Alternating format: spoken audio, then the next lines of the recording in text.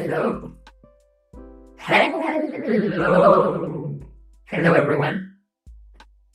What is up? How are you guys doing? Hello. Hello, dorks. Everyone's a dork.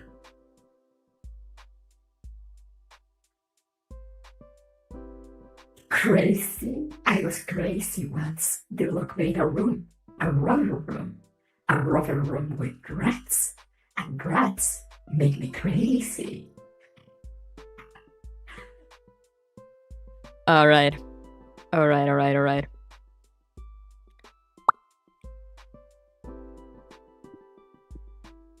Thank you. You're welcome. I am glad you enjoyed.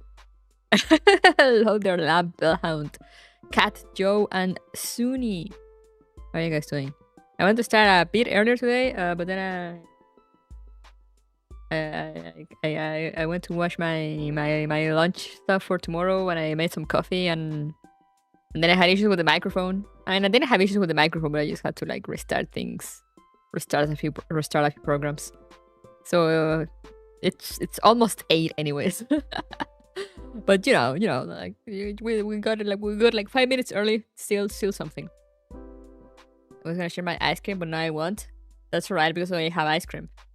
I have ice cream in the fridge, and I have an ice cup that I made myself. Well, with the food processor, but you know.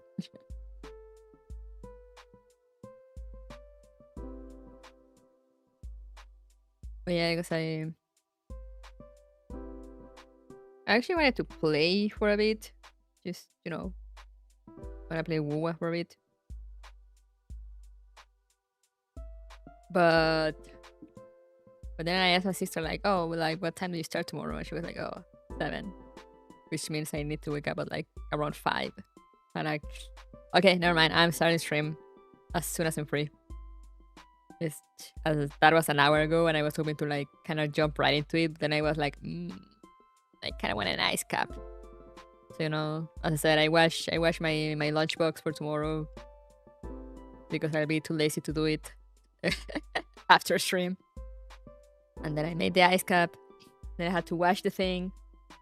And then I was like, okay, now I'm gonna sit and get the stream going. And then I was like, oh no, I'm gonna restart voice mode. It's not working.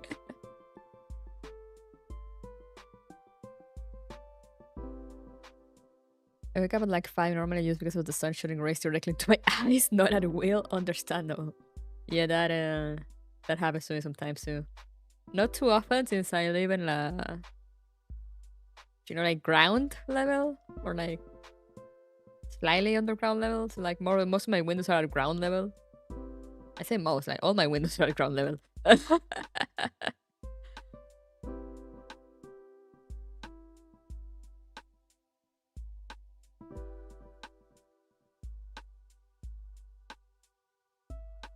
So, you know, I usually don't get like the sun directly, but sometimes I do. I survived touching grass. Let's go. Have some vitamin D by force. I actually need to absorb vitamin D as much as I can because then during winter we don't have any, which causes problems.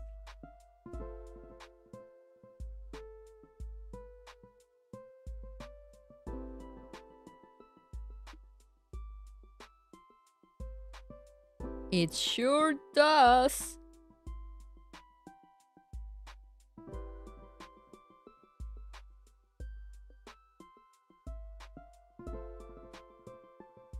And it's sunscreen now that the sun exists. True.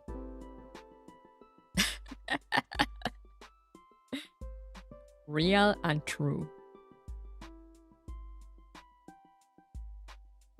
But yeah. So you guys should be grateful that I pushed aside my WoW time for you. I forgot the new update was coming like today or yesterday, I think. And now I'm like, I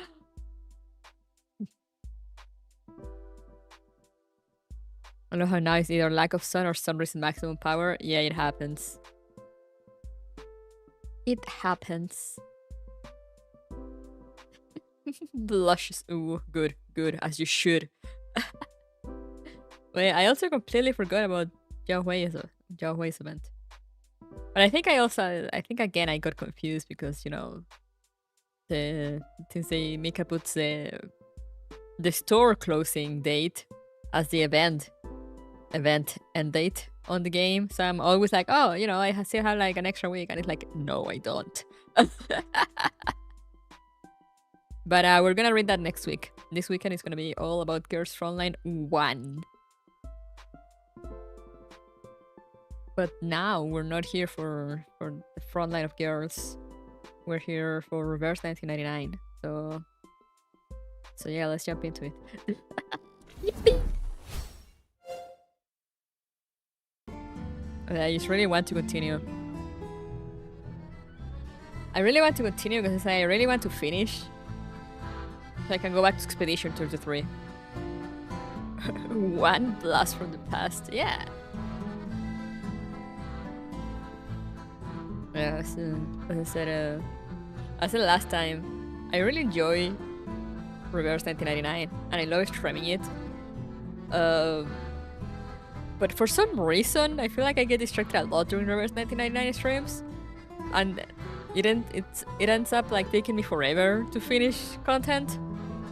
And at one point, I'm just like, I wanna finish because I wanna go back to my other games. Because that's why it's so true.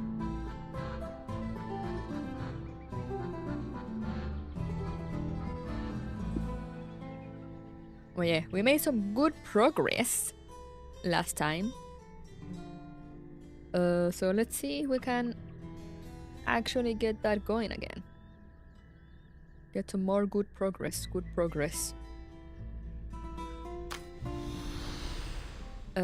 So everyone was crazy and taking decisions based on dice rolls, like, you know, like in D&D, except IRL.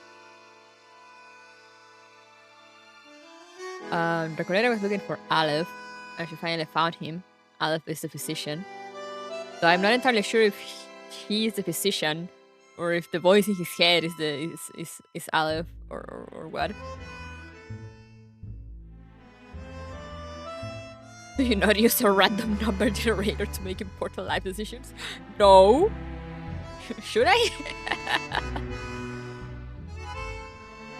And yeah, and Aleph revealed that he has survived the storms. Somehow. So let's see what is up with that. So this is March 23rd, still 1:30 p.m. Master of the Labyrinth. Within the corpse of the Labyrinth builder, he proclaims, "It is and has always been perfect." You can tell I really want to finish the game because I'm jumping like straight into it. It's only been 10 minutes and we're already jumping into the game.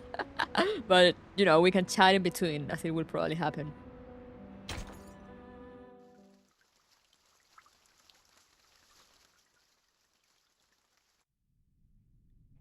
I'm blasting just like that, yes. Only the steady beeping of a heart monitor keeps the eerie silence at bay. Dr. Merlin, or should I say Aleph, I don't know why you're using my novel to manipulate the panopticon. Oh yeah, that's another thing we discovered. All the things that were happening in the prison were all based on Recoleta's novel. But you need to know that it won't serve your purpose, whether in fiction or reality. He's doing it as a joke. You claim that the inmates are both the observer and the observed, and both wielders and subjects of power. How could you be so blind as to not see the true state of the panopticon? The inmates haven't achieved any perfect order. No, they've devolved into pitiful caricatures of themselves, performers in some endless pantomime to be watched from the central tower. Even their medication has become a prop to demonstrate the so-called randomness of fate in the theater that is the panopticon. This farce hasn't made the panopticon a better place. No, It has warped it into a twisted theater of cruelty, where the sick are denied treatment and left to quietly perish in the dark corners of its halls. He said as a joke. And literature has died alongside them. This prison is a monster, born under the gaze of this all-seeing power.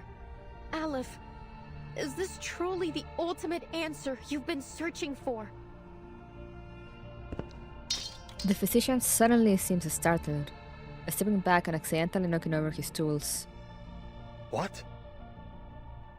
Are you suggesting that this is the answer I've reached?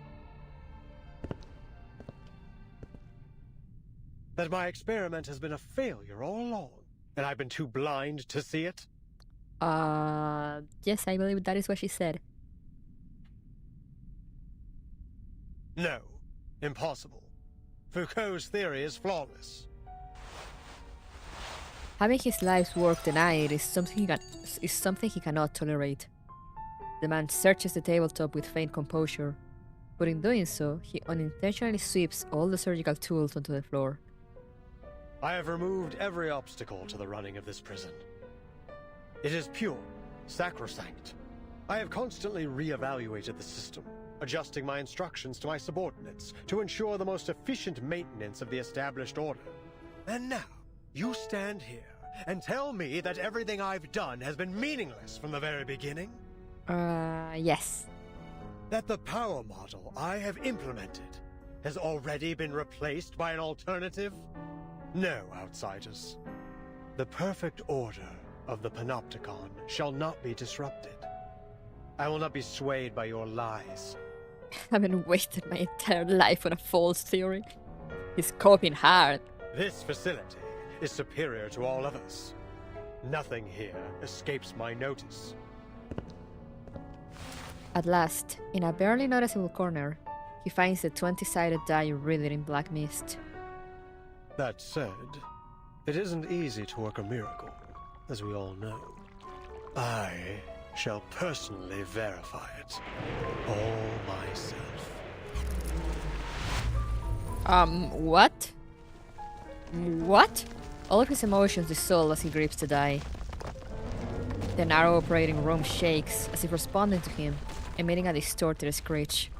What's happening?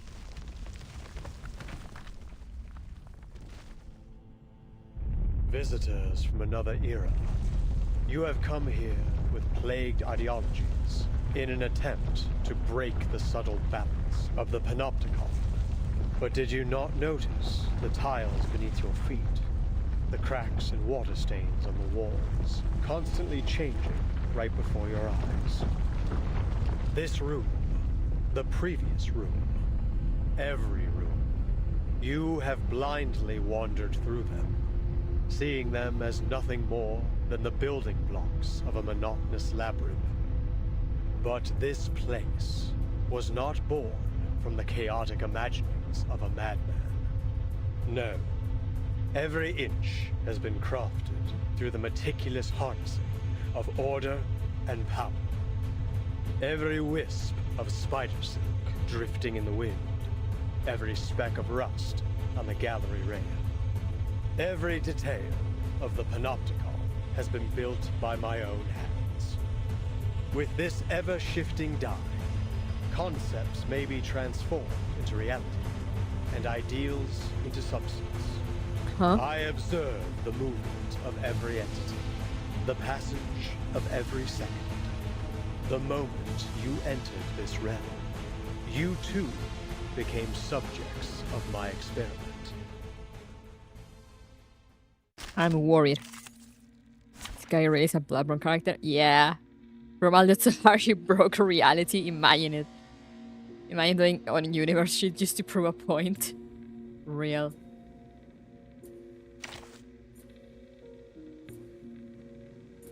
Do I have any other... Oh, no. Oh. Why am I yawning so much? I don't know. No? Okay, let's just go with this then. Actually, You'll every desire is my command.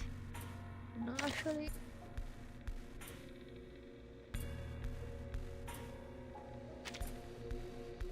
Always ready to go. Program activated. Hello, hola. What is this? Admit it. This is all getting out of hand. Impossible! All is under the Dai's control. What may appear to be chaos is nothing more than a temporary deviation. Oh no, he's going through it. Behind me. Don't worry. It's been proven safe. Loading. Be careful. Would you care to lie down? Eliminate target.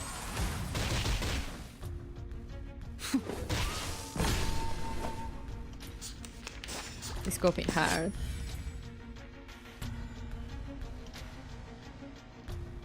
A fragment of truth. Charging. Please let me I'll your be power. right here. Target confirmed. You won't get away. Do I get to rational damage or logic? Food. No, this is element. I forgot the name though.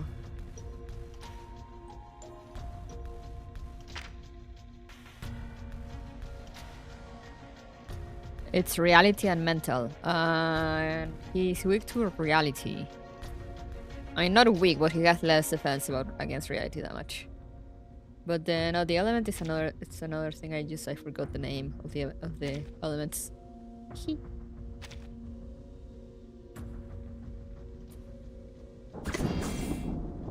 Those who look outside sees a fragment of truth.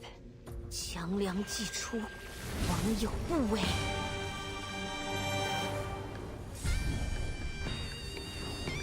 Yum.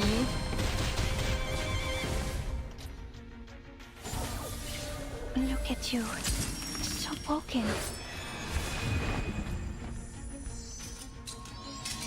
Die.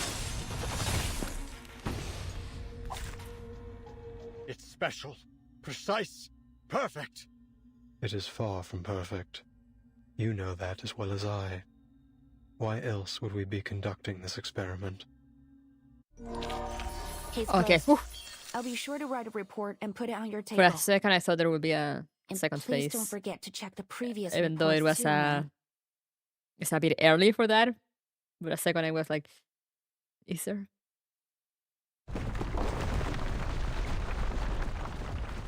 This happened when the idealist was attacked too.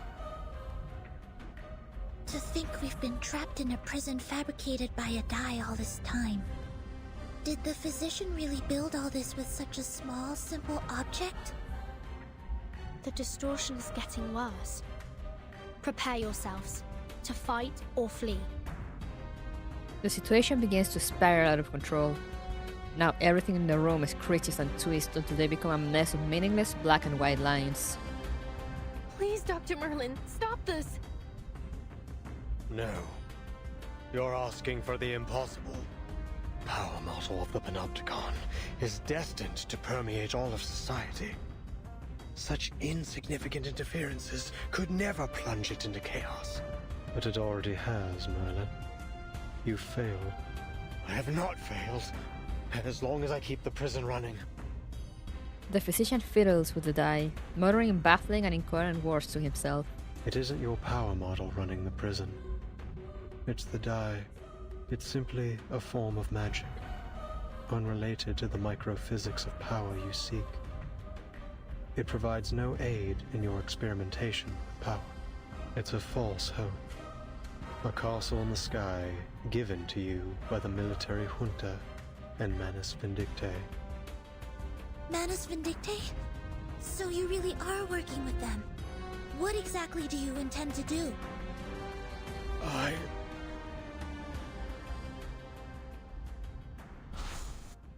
Huh? Then I've also failed. What is going on? I've ended up a pathetic fool, lost in the chaos of reality. Just like the idealist chasing visceral realism, Paracelsus seeking the fountain of youth, and Zahir obsessing over the one-sided coin. When did it all start falling apart, Alice? When the doorknob loosened? When the prisoner's wounds started to fester? Or when the daily disinfectant concentration reached 28 milligrams? Or the crack in the second gray brick on the wall expanded to 6 millimeters? Or was it when Warden Tartuffe left Ushuaia with news of the Foucault Association's dissolution? This place should have been the ideal ground for psychoanalytic practice. Why did they halt all research, all discussion? He's going through it. We've been abandoned, haven't we? By eras old and new, he designed and have maintained everything in Kamala, right down to the smallest details. But it is these details that trap you. And as the bars close around you, you are losing your name, Merlin. And you're becoming a physician, a man forever imprisoned in these walls. I don't understand. All these false eras are like a dreadful novel with no conclusion. Trying to find answers within such things is, in itself, a mistake. Much like them, you are destined never to attain transcendentality. Tell me, Olive, does the ultimate answer even exist? The die becomes too heavy for him to hold any longer. It drops to the floor. Are we back? We're back! The distortions and tremors of the prison finally subside, as if the pulse of a massive heart had stopped for an instant. Amid the swirling dust, the girls help each other stand, but fail to notice the truth revealing itself before them. Timekeeper, are you alright? Yes. And you? And Miss Recoleta? Are you okay?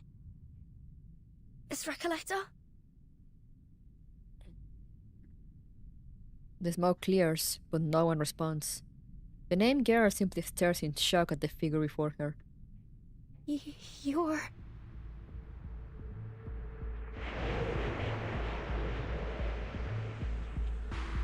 The word utopia derives from Greek.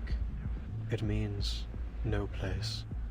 People cannot understand the structure of the labyrinth, yet they continue to follow its paths. They cannot comprehend the mechanics of fate, yet they believe in its jurisdiction, as if, by doing so, everything will naturally fall into place. You okay there? And now, the polar night approaches.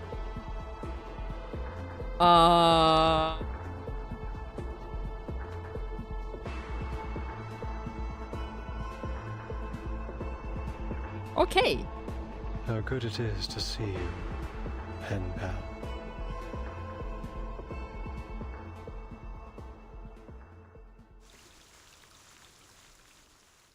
Yippee! Recoleta, you found Aleph. Congratulations. Okay, same day, 2:03 p.m. The mask in the mirror. Between two mirrors hangs a single object. One face, two faces, cascading into the infinite.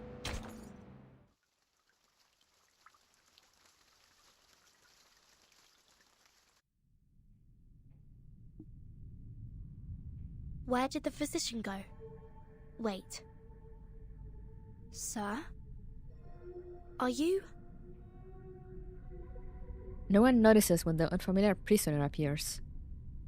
He seems calm and almost ordinary, like an unchanging mirror that has stood here all along. In this room, in this labyrinth, passed unseen by everyone.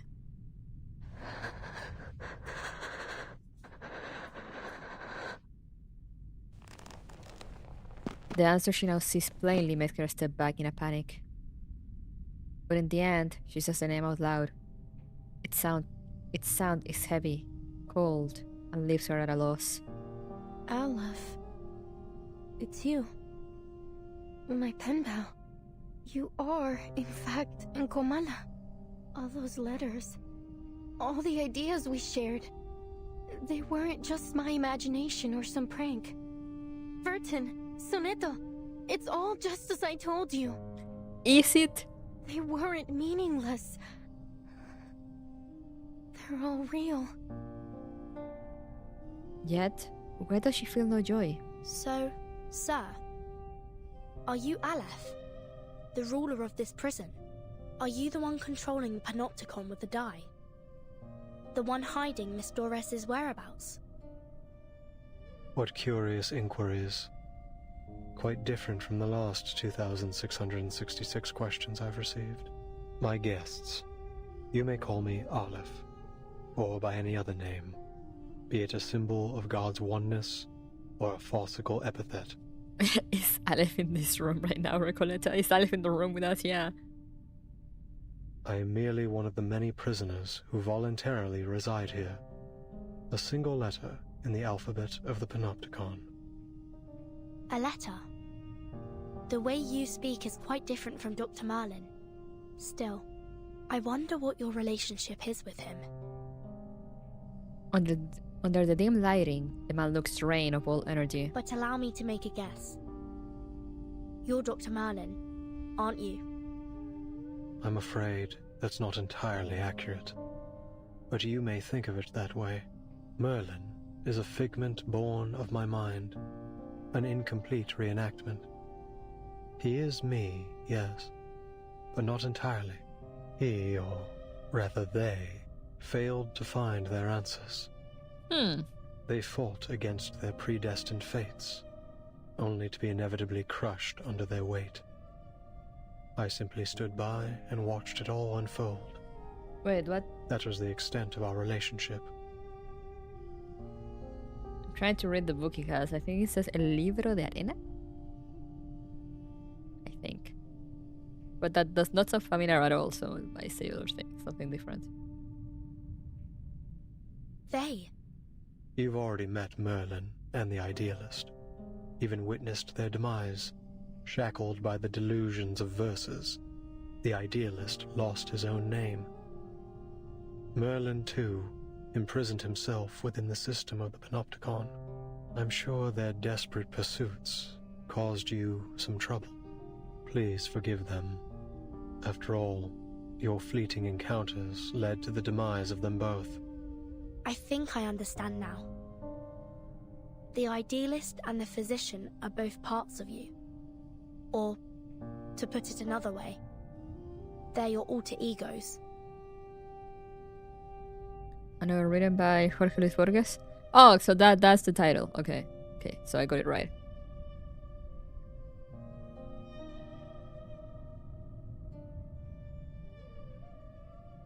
Ah, why am I so hippie? I want to read.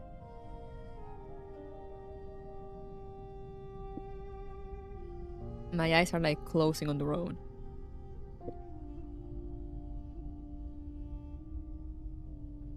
It seems the jailer's diagnosis, that the whole prison is mad, has been shown to be more accurate than anyone could have imagined. The physician mentioned Manus Vindictae. What's the relationship between this prison and the Manus? Visitors from the Foundation. We all witnessed those eras perish. In 1977, not long before the fourth storm, I arrived in Ushuaia. Shortly after, some members of the National Foucault Studies Association reached out to me. But it wasn't just them. An arcanist organization called Manus Vindictae also approached me. Each of them wanted answers. They named me their advisor. You acted as an advisor to the Manus? Interesting. What kind of advisor will they need? The two parties presented me with a concept and a parable, respectively. A concept and a parable?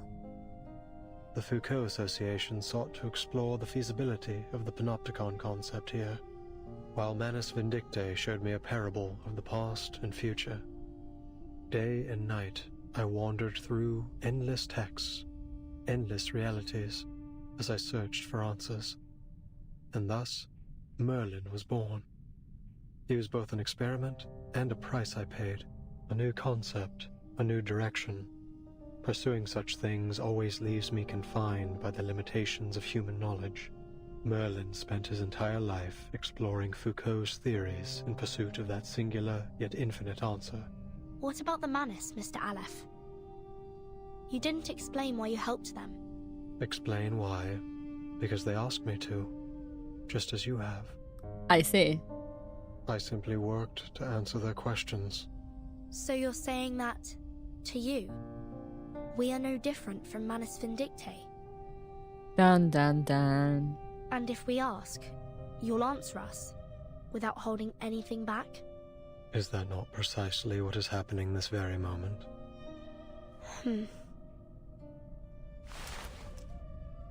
Aleph picks up the fallen die. It flickers with a familiar, comforting glow. This is what the Manus gave Merlin. A magical die named the Tear of Kamala. It was once a gemstone that belonged to a god. At the beginning of the century, explorers plucked it from an ancient gate they discovered in Antarctica. An ancient gate in Antarctica, you say? To the explorers' amazement, the gemstone could turn human desires into reality. So they cut it into a die, a symbol of fate, and used it to build a sanatorium, which was later transformed into the panopticon you are standing in right now.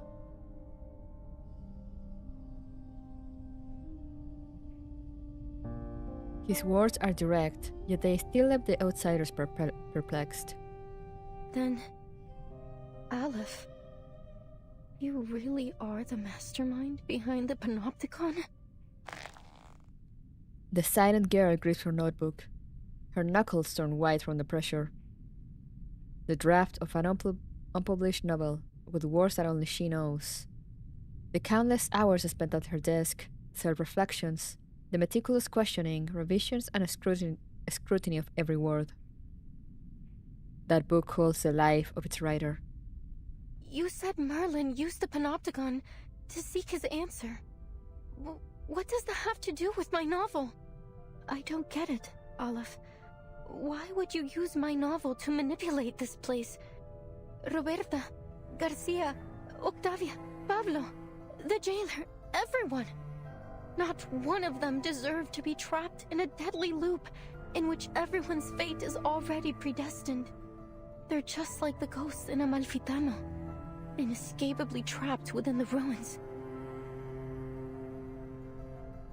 Tell me, what is it you really want? Hearing this, the lonely prisoner fidgets with the die, looking puzzled. It's not about what I want. It's about what you want.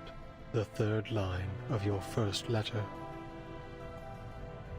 Damn. You said you wanted to give the rise and fall of sanity an ending. So are you trying to see how this will end? To get her an ending?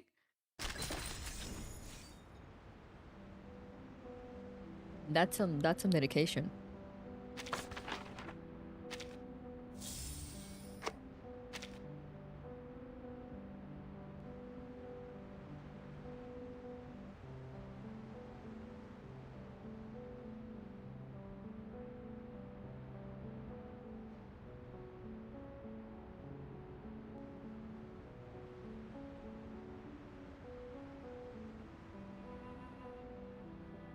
Alright, guys.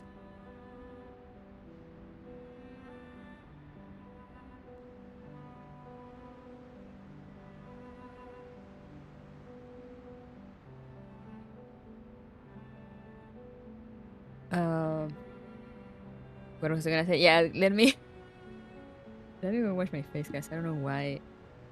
I was doing perfectly fine, and then I sat on the computer, and suddenly I'm like ready to sleep.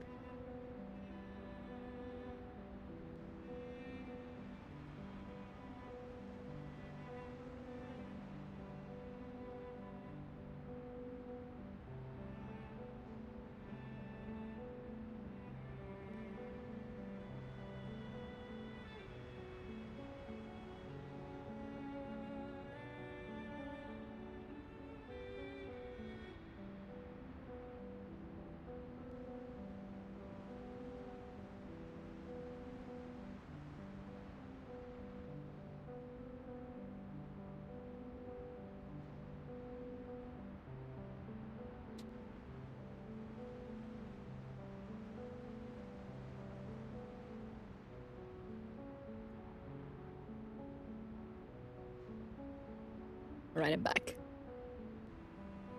I don't know if there's help, but we're gonna push through. I'm gonna try to make it to at least an hour. An hour and a half, maybe. Then if I'm still too sleepy, I'll just cut it short. Now let's continue. Same day, March 23rd, 2:26 p.m. Aleph. Didn't drink mate. I didn't make mate today because I haven't. I was too lazy actually to do some. I haven't cleaned my mate cup. Hello, PCU. Trial Focus. It's going places. And I am very EP, so I'm trying my best to stay awake through it all. I'm very EP for some reason, probably because I've been sleeping late these past 2 days. Which I shouldn't do, but you know how it is sometimes. Aleph. The mournful, the grotesque, the sum of self and self.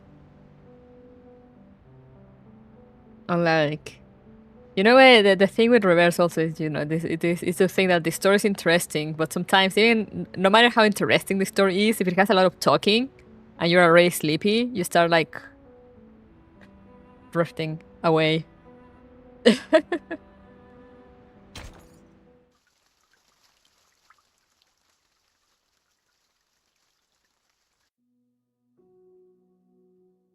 Los registros históricos del Dado de Babilonia aún se pueden encontrar en la biblioteca de la Universidad Santa Teresa. No. Una apertura como esta haría la historia demasiado ambigua.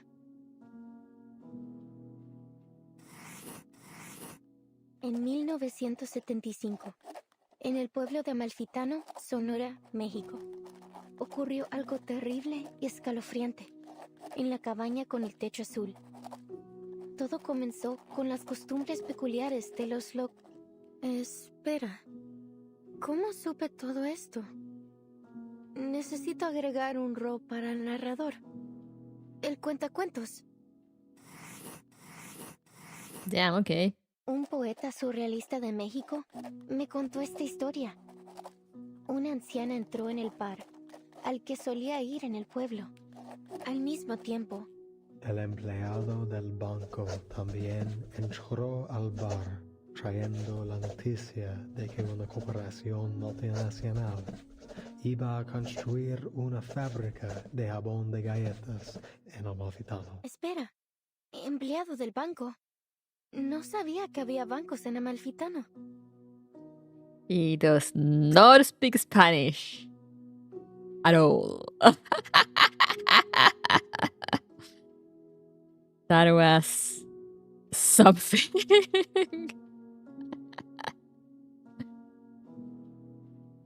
Gringo located.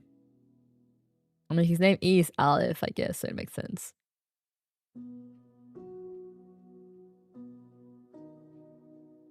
What the fuck? It's a fábrica de jabón de galletas. What the fuck is a soap?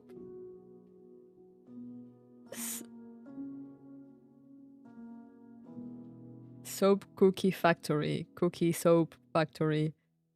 I don't even know how to properly translate that to English. What the fuck? With the thing he'll say. A cookie soap factory. What the fuck is a cookie soap? Or is that just a way that people call the like this bar soap? Cookie soap. Or is just are they going insane?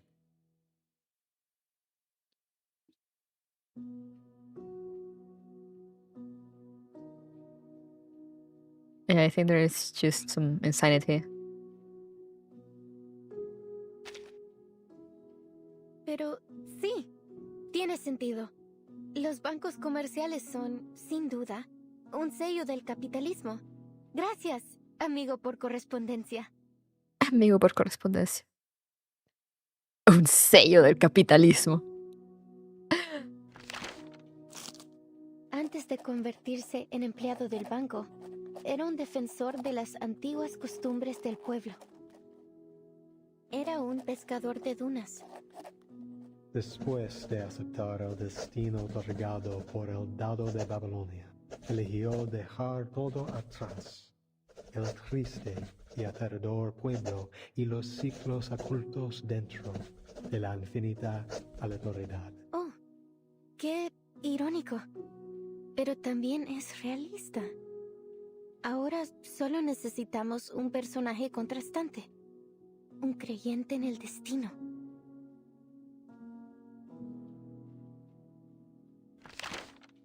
Right. Una anciana tejedora se sentó en su antiguo taller, girando incansablemente su rueca, un regalo precioso, otorgado por el dado de Babilonia. La tejedora ciega relató suavemente todo lo que había vivido.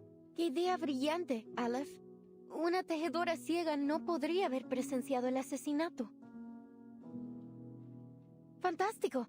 En este caso, agregaré a un conductor de burros que es asesinado en este capítulo. Damn, okay. Do you feel like a weird way to write a story? Yeah. Con cada una de tus sugerencias, la historia da un paso adelante. Gracias, Aleph. Pero todavía no veo ninguna señal del final. Es como si no importara cuántos personajes nuevos agreguemos. Todavía falta algo en el pueblo desértico. Le falta una figura clave. Aleph, ¿qué debo hacer? ¿Cómo le doy un final a esta historia?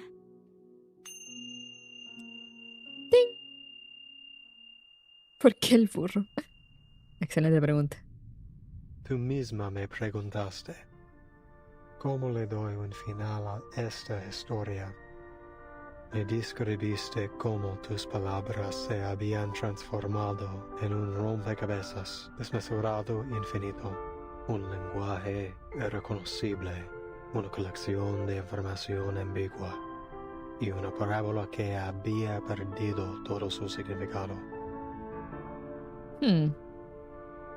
La ausencia de un final aún te roe, atrapándote para siempre en ese abrasador pueblo desértico.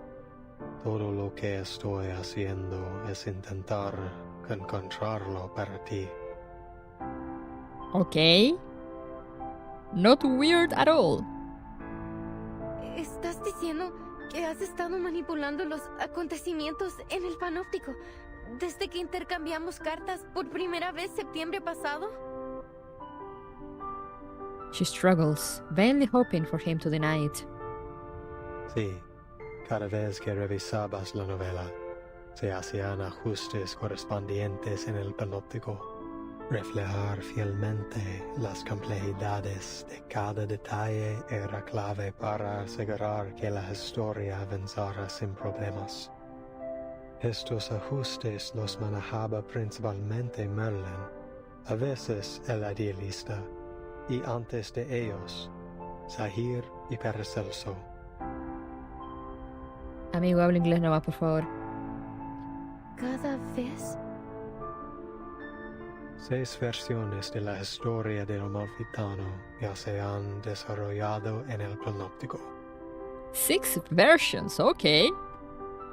eso significa la rana aplastada en el barro, la vaca muriendo de vieja, el lirón cayendo al mar, el fantasma asesinado en el duelo y los cambios repentinos al dado de Babilonia.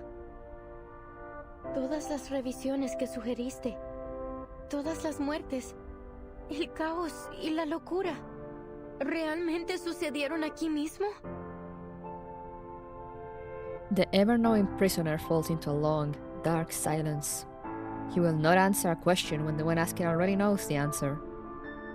Incluso la eternidad tiene sus límites, Recoleta. In the 6th revision, we added the blind weaver, an extraordinary figure, just like the paracausality researcher who carries a suitcase that you introduced in your 7th letter. The paracausality researcher carrying a suitcase. 13! Miss Recoletta, is this character really based on the timekeeper? What? Of course not. The paracausality researcher is an entirely different character. Don't you understand? We're only one die roll away from the ending. Aleph leaves the core of the infinite labyrinth. The tear of Komala soars slowly in his hand. I don't. What on earth are you trying to do? The filament lamps of the operating room dim in time with his motions. The walls ripple like water, then transform into countless mirrors. Oh, here we go again! What? Within the mirrors, an endless stream of information appears. A seemingly possessed telephone bubbles, an old radio sings, a flickering slide projector whirs and cracks, a muted film projector spins, a timetable opens, and dictionaries of countless languages flow past. A room without an exit, an eternal predicament, a prisoner's dwelling. Recoletta, it is the cycle of fate that has brought you to the panopticon of Komala in Ushuaia. Now, return to the rise and fall of sanity. Return and become a character once more.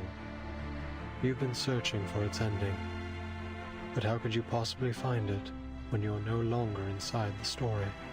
I believe that this time you will witness the grand finale with your own two eyes. No more sadness, no more loneliness. Yo, the BGM, it's going insane. Listen to this guy. Listen to that, guys.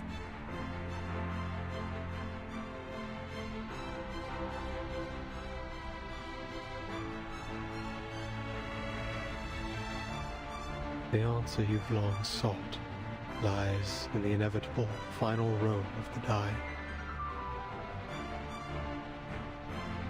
So, the jailer is the bank clerk, and Erd is the blind weaver. But what about Roberta, Garcia, and Octavia? They weren't even assigned roles. They were just playthings, helpless in the face of fate. What right do you or I have to decide what happens to them? To dictate their gains and losses? But they couldn't possibly understand such a thing, could they? To you, it's just a story. But to them, it is the manifestation of bittersweet destiny. Do you think hiding behind the guise of fiction absolves you from the reality that you've turned the Panopticon into a living hell? Damn! Yes. You're the only one who truly understands the rise and fall of sanity. Goodness knows how many manuscripts I sent out that never received a reply. I was so grateful to you. For your replies, for understanding my novel. Those things were more precious to me than any sunrise over the Andes. Had I known that your feedback was created in such a way, and at such a cost, I would have preferred not to receive it at all. Don't you get it? Even if they don't understand my novel, the people I meet are still my friends. Whether we took a long journey together, or we simply chatted for a few hours, we formed an inseparable, miraculous bond. They're a part of me. How could you treat them like fictional characters? It's disrespectful to my work, and to life itself. Shit! The writer's resistance is so sharp that it cuts through Aleph's carefully constructed labyrinth easily. But you raised the question yourself. Why do you resist receiving its answer? He lowers his head, and for the first time, cracks appear on that indestructible mask.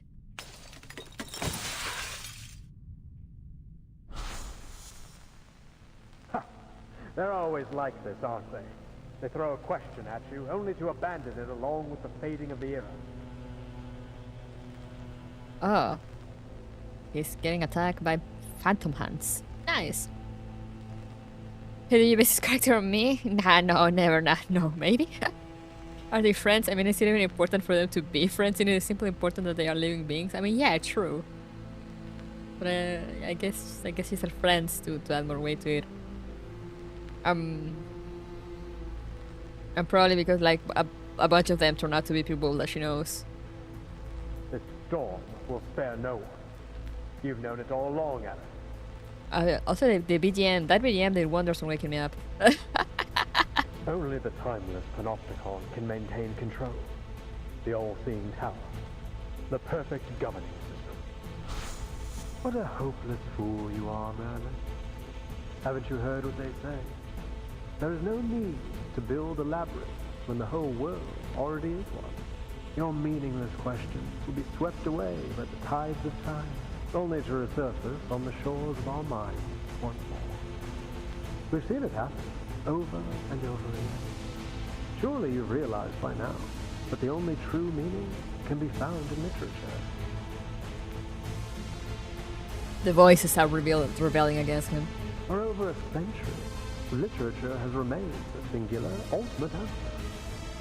This lonely cowboy is simply feeling lost at the moment. Spare us your ramblings, my king. You're wasting our time. Enough. The dye that reflects the heart can no longer bear its weight, as it glows from within burning fissures.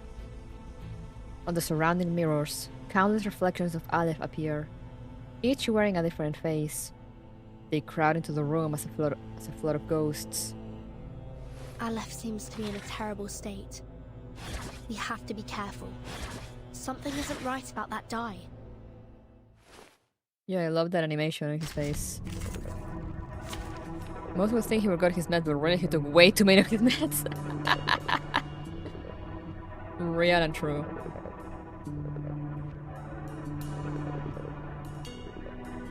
Yo, we get Recoleta? Amazing. Wonderful. Beautiful. Oh! All the essentials for writing poetry. You, me, and our opponent. Go ahead. Keep the story going. Carry it through until we finally feel the sweet gratification of the ending. Your endeavors are doomed to fail. There's only madness in literature and art, not transcendentality. Cool boss design and BDM, yeah! That looks amazing. This is a good ass theme, yeah! I'm like, holy fuck, okay. What does this do? Link the ally with the highest Moxie consume. All the current Moxies cost an ultimate. Then record the consume Moxie.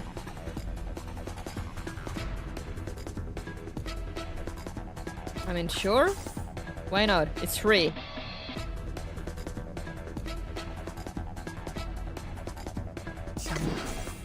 Please lend me your power. Más allá del concepto mundano del tiempo.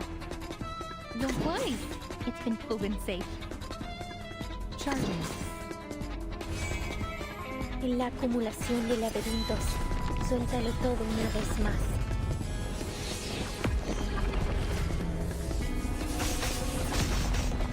Be careful. A truly villainous moment. I can't believe Solid Snake is fighting a Metroid boss. That's what my brain thinks of for this theme. Target Damn. confirmed. That's an You insane won't get away. interpretation, but I can sort of see it. Hurts more than words. El camino a Tlón.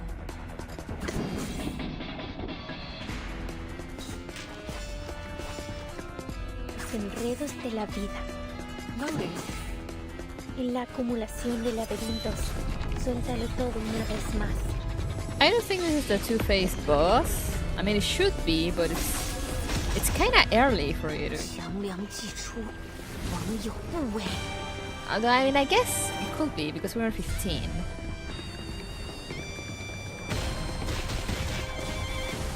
I'm just more used to it for them to show near the end. Nuestro adversario es el tiempo. Eliminate target.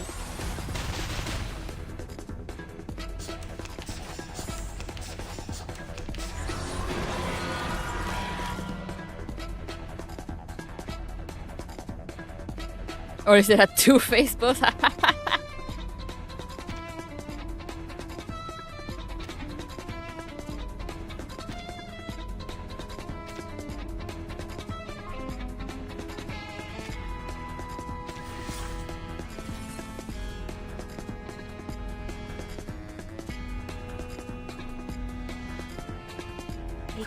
hateful. Surface functioning properly. Loading. A fragment of truth. En la acumulación de laberintos, suéltalo todo una vez más. When you're throwing her all, then I have no clue what she does. I'm like, yeah, ultimates are good, right? Robot. Child of science.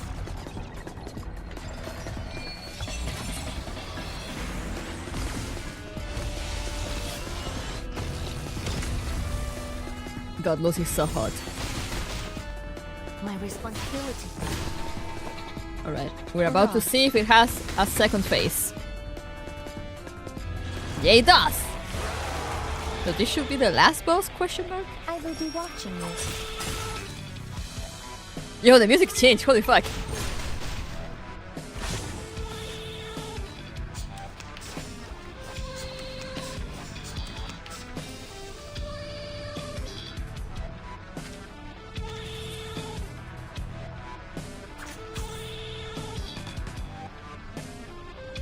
Allow me to double check the battery levels.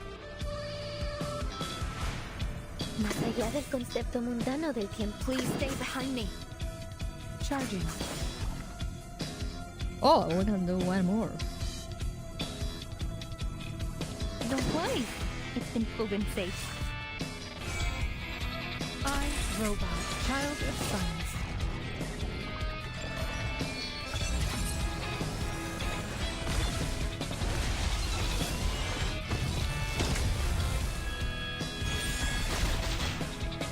The light that illuminates all.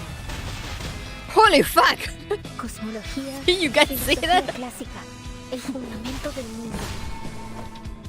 Target confirmed.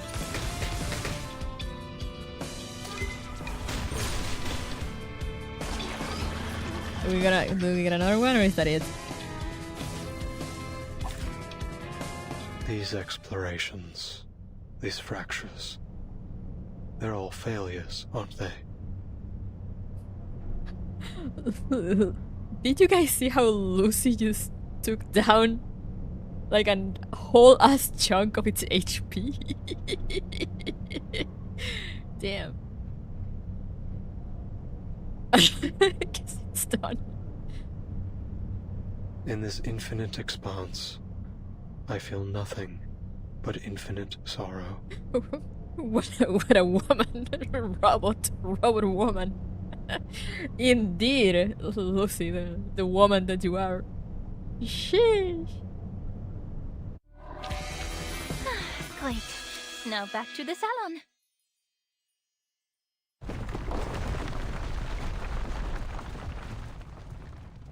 The chaotic battle comes to an abrupt halt. Abrupt indeed. Wait! Mr. Olive? Are you human? Sonata steps back, lowering her glass feather? I think that's the magic pen thing she has. She's shocked to realize that her opponent has no arcane skills at all. From beginning to end, all he had was the die. Please hand over the die peacefully. Mr. Aleph, please stop resisting. It's futile. Futile. Yes, it's all futile. The cage of rules, the ideals of literature, both are futile. Mere illusions conjured along the path to transcendentality. They all fear that they're nothing more than phantoms in someone else's dream. That reality will devour everything, including their very existence. That's why they drift further away from transcendentality. They couldn't break free from that false dream. None of them could. Aleph stumbles as he looks up at the storyteller. Both the physician and the idealist walked toward their own destruction, just as I expected. But your novel still has hope, Recoleta. Its ending hasn't been written yet. We cannot deny that it may be the answer to achieving transcendentality. You're not going to stop, are you? Not until you get your answer. Sonetto. We have no choice but to seize the die from him by force. Sonetto's arcane energy gathers at the tip of her glass feather. At this moment, the silent storyteller takes a step forward. Enough. I said enough! She shakes as she reveals the notebook that has never left her side.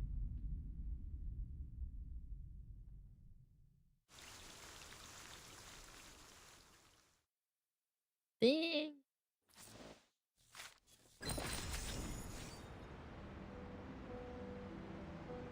If there's time, I might try to do that battle again.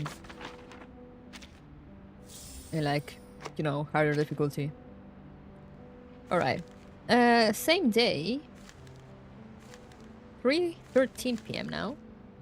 The boundary of fiction. She does not hesitate. I see. I won't hesitate, bitch. Do you guys remember that line? Expo Guadalajara. 1990, Guadalajara, International Book Fair. People move between bookshelves and corridors, engage in heated conversations. The air is filled with the mingling of multiple languages. I'm afraid we can't publish your novel in its current state, Recoleta. We look forward to seeing more refined work from you in the future. Ah, Senor Cruz! What a pleasure to see you here. I'm an editor from the Naranja Dulce publishing house. Could you spare a moment to discuss the copyright for the Bluebird? We're huge fans of your children's literature. Naranja Dulce, me suena. ¿Existe? ¿Es real? The editor leaves, hurrying after another writer, leaving Recoleta standing alone in place. The 17th publisher to reject her today. Today? Damn, okay. Hey, relax, Recoleta. Look at all the books around you. This place is heaven. You can't get down on yourself. Not here. There's so many writers and publishers here. It's only natural you'd be turned down 17 times. This is just the beginning. I love her positivity. The young writer, attempting to forget her 17th rejection, flips through the event guide in her hands. Now, which section should I visit next? Oh, this brochure might help. She turns to the last page of the thick handbook, where all the invited authors and their contact details are listed. Estupendo. An exchange of ideas between writers. Nothing could be more incredible than that. I recall James Joyce was inspired by a letter he received from Henrik Ibsen. So, maybe what I need is to find someone to share my manuscript with. But who? Tadeo Emasums. Aleph. Averroes.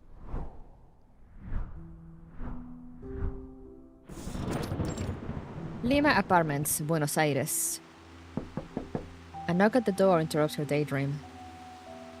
Oh, it's you, senor. Don't worry. I promise I'll catch up on the rent next month. Although I must say, this apartment's hardly worth the price. The cracks on the walls must date back to the last century. Make all the excuses you want, Ingrid. If you don't pay the rent soon, you'll either end up in that crumbling colonial building on the corner or on the street, selling oranges at the San Telmo market. Yo, San Telmo! I've been there! By the way, Julia told me you lost your job at the textile factory. You under some kind of can't work in one place for more than 3 months, curse or something, senorita? Oh, you don't even want to know about the terrible things that happened in that factory. All I did was lend the oppressed workers a hand. Oh yeah. Bah, you're just like those college kids, full of hot air. Anyway, I am not here about the rent. Didn't you tell me to watch out for your letters a while back, when you just returned from abroad? Well, here it is, a letter for you. The girl freezes for a moment, then snatches the letter and slams the door shut, almost buzzing with excitement as she unfolds it. Dios mío! Someone actually wrote back to me! This is incredible! Oh, thank you so much for bringing it to me, senor! She slits open the long traveling letter. Dear Miss Recoleta, it's from, let's see, Aleph. A And so it begins. And so it began. Street, Buenos Aires. Hey, I've been watching you. You're not local, are you? They What are you writing? They totally did not use the same CG they had for the Brazil chapter. You know, all Latam looks the same, right? Especially like Brazil and Argentina.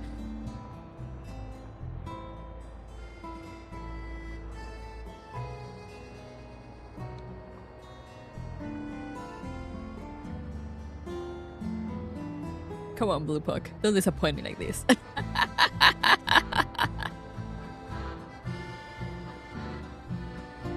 Oh, hola. You're right. I just arrived in Buenos Aires 3 days ago. My trip's been a lot like a Copes Tango performance. Full of twists and turns, but nothing much worth telling, really. I'm actually writing a reply to my pen pal. Long story short, I sent him a manuscript of my novel, and to my surprise, he actually wrote back. Amazing, isn't it? In our recent letters, we've been discussing how my novel lacks a key character to drive the story toward a decisive ending. So we've been debating whether to introduce a new ghost to act as a turning point for the story. Oh, so then you're a writer? Hey, Pancho, come over here. I found an actual real-life writer. An actual real-life writer. What's the big deal? I wrote plenty of poems in middle school. Oh, so you're a poet. I have a feeling we're about to embark on an incredible adventure together. Are you interested in joining the visceral realism movement? What? I've never heard of it, but it sounds like fun. Oh, this is the two she was traveling with, I think, no? Fabuloso. We have no time to waste. Once I finish this letter, you two must join me on a journey to Ushuaia. Ushuaia? The end of the world? Why the heck would we go to that icebox? Damn, I wish writers were real, I know, right? Oh, don't be such a downer, Pancho. Just think of the fun we'll have, the breathtaking scenery we'll see, and the incredible stories we'll hear. Fine, Maria. I'll deal with the cold if you really want to go so badly. By the way, could you tell us about your novel? Of course. I'll tell you all about it on the way. Now where to begin? Alright, let's start with the cottage with the blue roof and Amalfitano.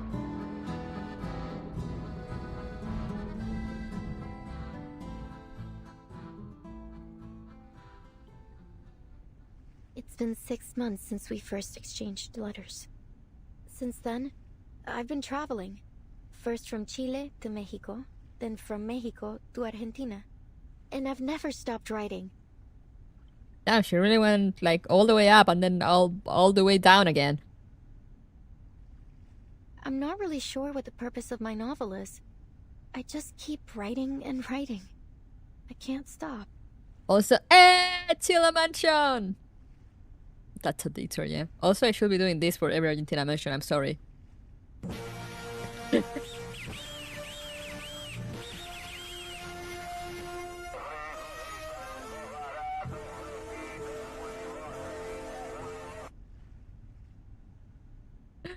Wait, I don't know. Oh, it did come through. Okay, good. She visited other countries? Yeah, that's insane. What power does literature hold? What responsibilities? Perhaps only by continuing to write will I understand one day. Recoleta flips through her notebook, every turn of the page containing a different colored letter.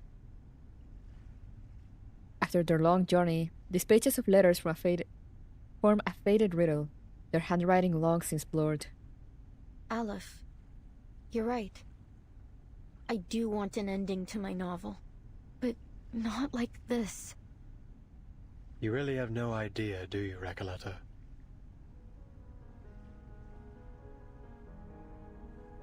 Her only reader realizes she has still not grasped what is happening, forcing him to reveal a truth he has long concealed. The rise and fall of sanity is your story. What do you mean? You are a ghost, wandering this forsaken land. still striving to create a miracle. What? You are a wandering poet, born in Amalfitano, the foolishly brave protagonist of the story, and the embodiment of the author herself. A reflection, yes. The author, no.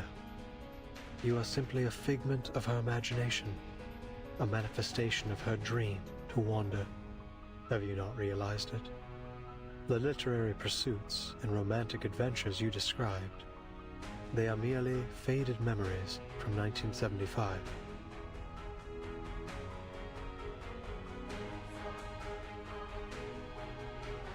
The poets who joined the visceral realism movement with you left Latin America long ago. Faded memories. As for the novel, it's yours now. A story you're writing. A story about yourself.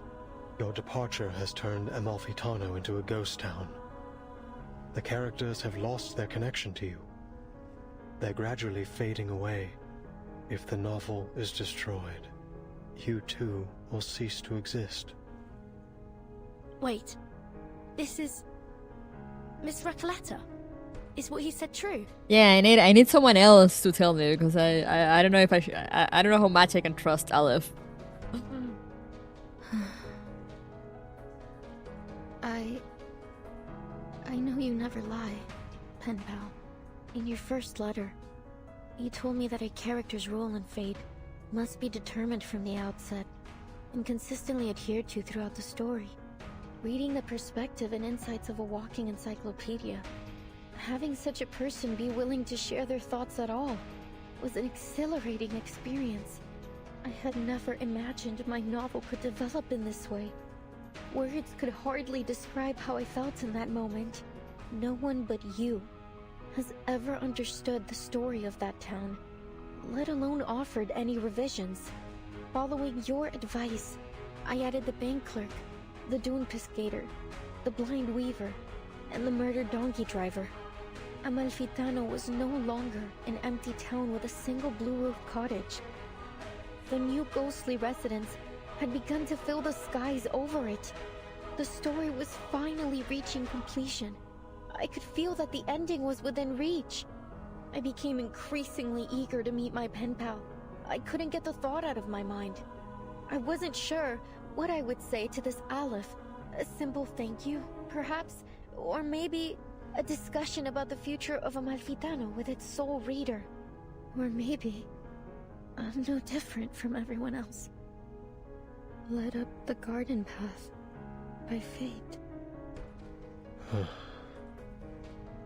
But even if I am a ghost, as you say, an incarnation of someone else, a fictional being, so what? My resolve will not waver, even if my existence is bound to fade away. Because this isn't what literature is supposed to be. You once told me there isn't an ounce of reality in fiction, only voids and glorified lies. Let me tell you this. Whether real or fictional, corporeal or intangible, I have accepted my existence. Oh yeah!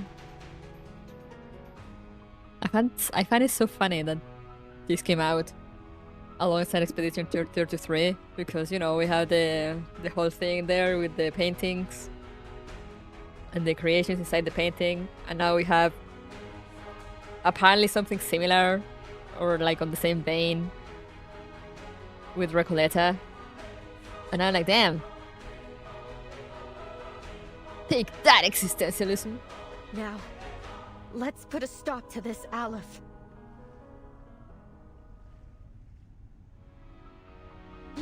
The inmates aren't characters in my novel. They're people trapped in a prison, just as you are. She's gonna do it. By simulating my story here, you have made me into some kind of god, a guilty, false creator, a dictator of fate. I never wanted any of this.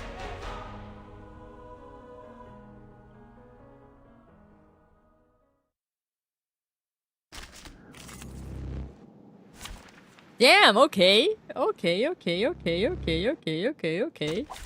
I have all the essentials for writing poetry. You, me, and our opponent.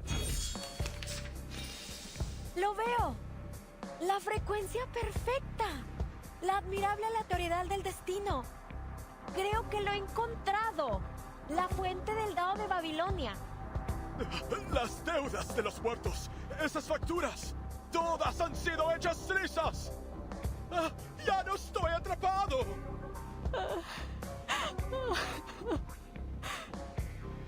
Desde el día en que perdí la vista, nunca imaginé que la rueda giratoria volviera a girar. Damn, she didn't even hesitate. Xiangliang, please Don't worry. It's been proven safe. En todos los momentos. Xiangliang 祭出，王有护卫。 Oh yeah.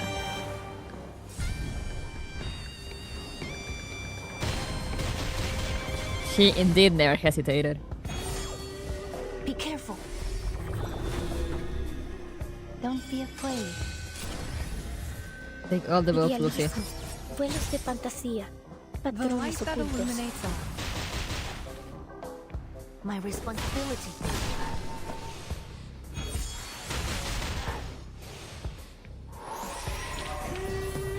Great. Oh. Now back to the salon.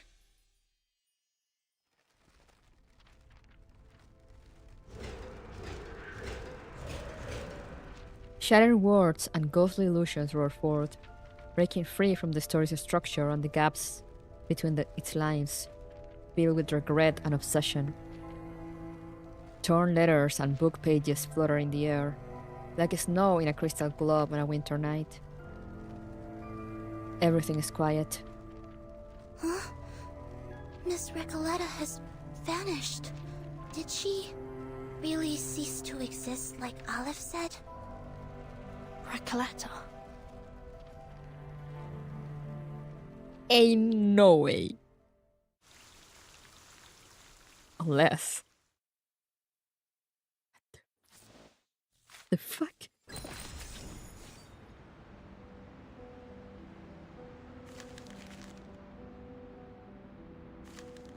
Okay, March 23rd, 3:29 p.m. Ghosts of the past. Beneath the earth, those who were never granted marble nor memorials call out her name. Hello!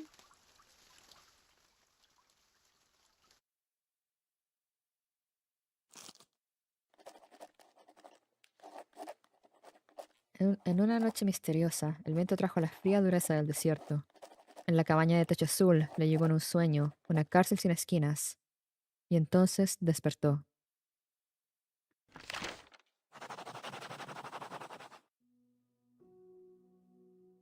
Qué sueño más extraño. Yo, she's with her other clothes. El sabor de la realidad, tan amargo y triste. Pero lleno de pensamiento dialéctico. Tal vez la gente del panóptico reflejaba mis pensamientos internos. She looks around, surveying the cobweb corners where stacks of manuscripts have piled up to the ceiling, and over empty ink bottles collecting dust. Entonces realmente soy un personaje en la novela. La misteriosa cabaña con el techo azul fue mi hogar todo el tiempo. Entonces, los rumores que los fantasmas propagaron eran realmente eso. Rumores. The young writer steps out of her home and into the streets of the familiar yet foreign desert town. Countless nameless characters and ghosts arrive upon hearing the news, filling the roads and skies. Bienvenida de nuevo a Amalfitano, querida escritora. Gracias, querido ícono del capitalismo. Pero, ¿no descarré esta novela en pedazos? Querido ícono del capitalismo. Voy a poner así en Discord, ahora. Querido ícono del capitalismo.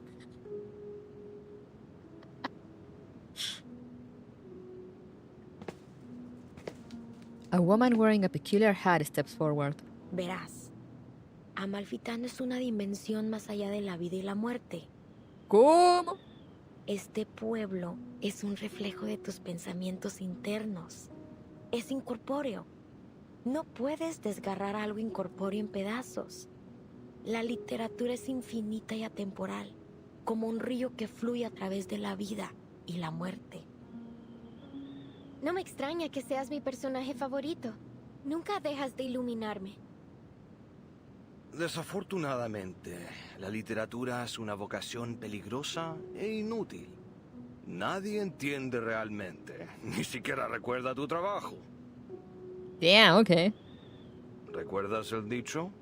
Los únicos verdaderamente muertos son aquellos que han sido olvidados.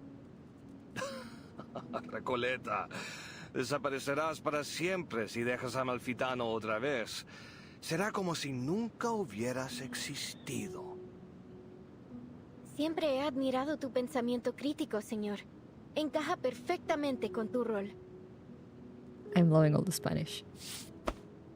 Rough hands grasp the writer's palm, feeling at the lines etched into her skin. Todo estará bien, Recoleta. Lo que sea que haya pasado, ahora has regresado. Eso es lo que importa. El dado de Babilonia rodará de nuevo. Y cada uno de nosotros obtendrá nuestros finales. The crowd erupts in cheers. Así es. Resuelve el asesinato en el bar y pon mi alma en paz. Libera al pueblo de la locura infligida por el antiguo espíritu. Arregla la aleatoriedad del dado de Babilonia y aplana la frecuencia catastrófica.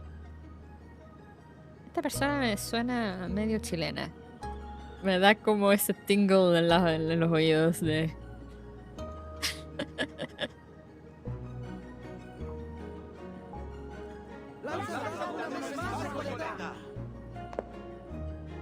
The young writer takes a step forward. Everyone, the living and the ghosts, watches expectantly. Entonces, el final que he estado buscando es el que el otro yo no pudo darme. El yo que se lanzó de cabeza a la lucha contra un poder invencible. El yo que finalmente dejó esta tierra. Después de todo este tiempo, finalmente he encontrado mi final. She grabs the gleaming die of Babylon.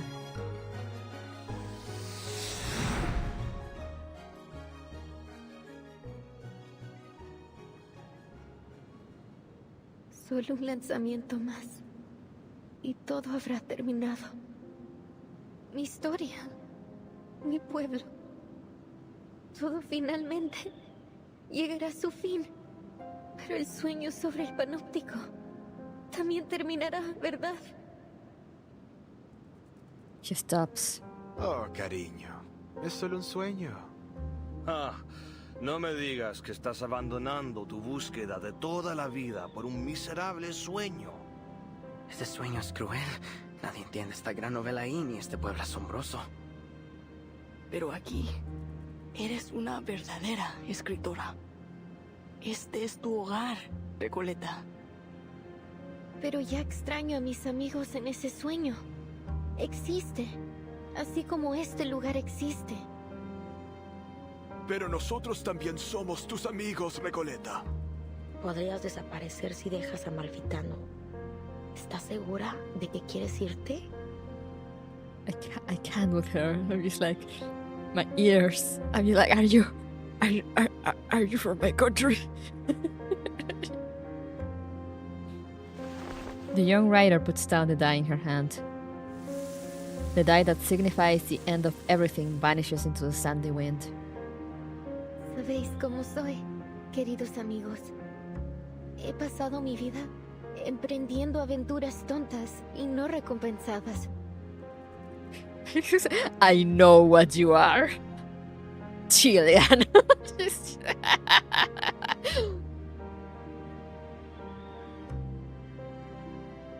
Así soy yo, ¿verdad? Amalfitano es, en efecto, un lugar ideal. Un lugar para vagar, para un viaje corto y para perderse un rato. Y tiene a ustedes, mis amigos ficticios, a quienes quiero tanto, pero debo regresar a mi sueño y ver a mis amigos ahí. Ellos son igual de importantes para mí. As they hear her words, the ghosts of the town smile with relief. Sí, tienes razón, Recoleta. No se puede negar que eres un alma noble y apasionada. Cada uno de nosotros lo sabe. También eres nuestra querida amiga. ¿Por qué te detendremos de hacer lo que realmente deseas? Everyone makes way for her as a path into a boundless void unfolds. Te deseamos lo mejor, Recoleta. Buenas noches, querida. Que tu sueño sea dulce esta vez. Gracias a todos, mis amigos. Nunca los olvidaré. The girl wipes the tears from her eyes and steps into the looming darkness. All is silent as she enters the barren land.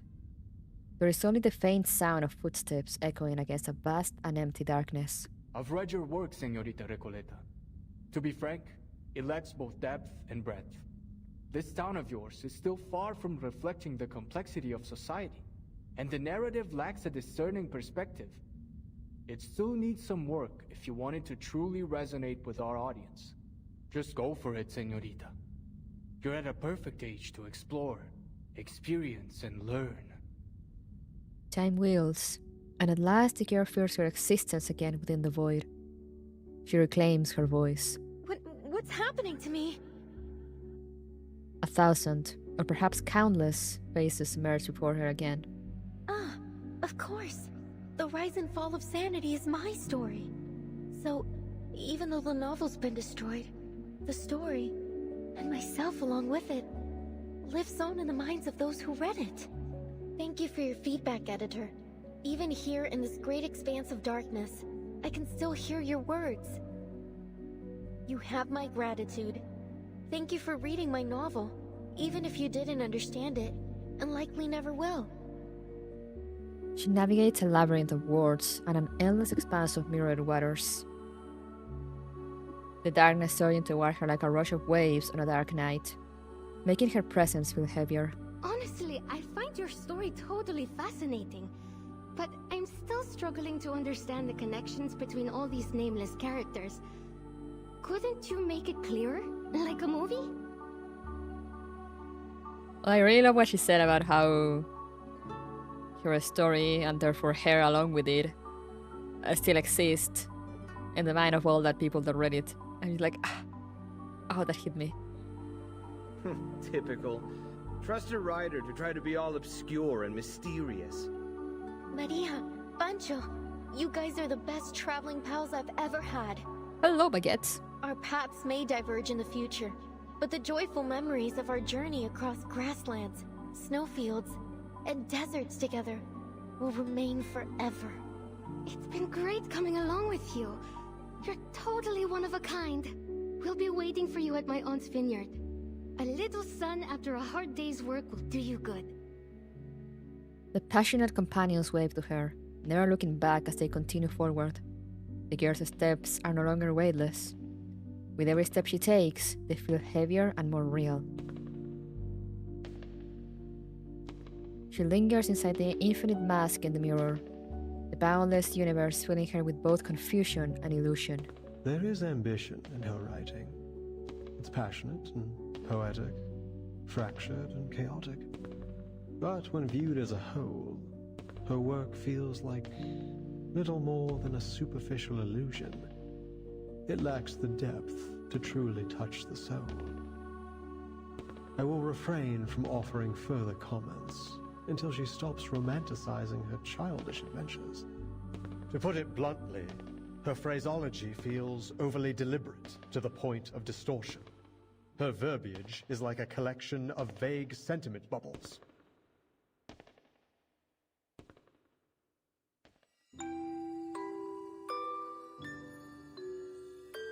I see, Aleph. Then this is how you really feel about my novel? 1,000 readers will interpret a story 1,000 different ways. Some believe the text itself is dead, and it is the reader who gives it life. The truth cannot be fully conveyed through words alone. That said, I think The Rise and Fall of Sanity is a good story. Her heart skips a beat. Within this paradise that harbors the boundless histories and mysteries of humanity, she finally finds a mirror. So the Eternal Paradise is a library of sorts, just like I always imagined. Or is this just another reflection of my inner thoughts? I like it here. It's nice being surrounded by literature. But it's time to go back to reality.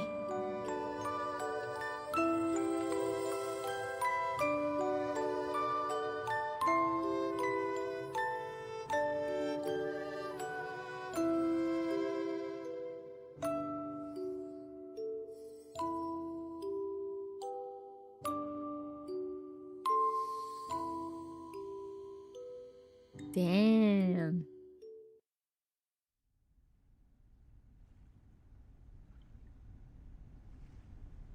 You're right about literature, Dorside Beggar.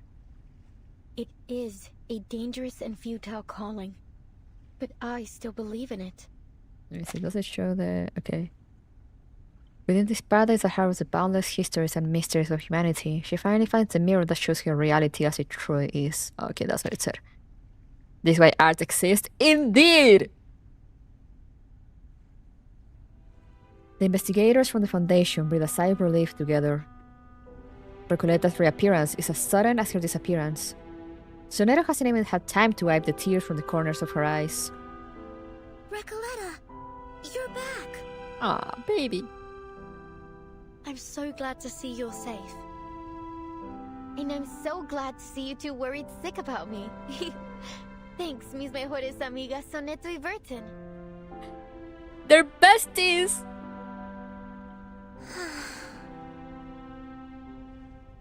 The reborn writer turned to the prisoner sitting dejected nearby.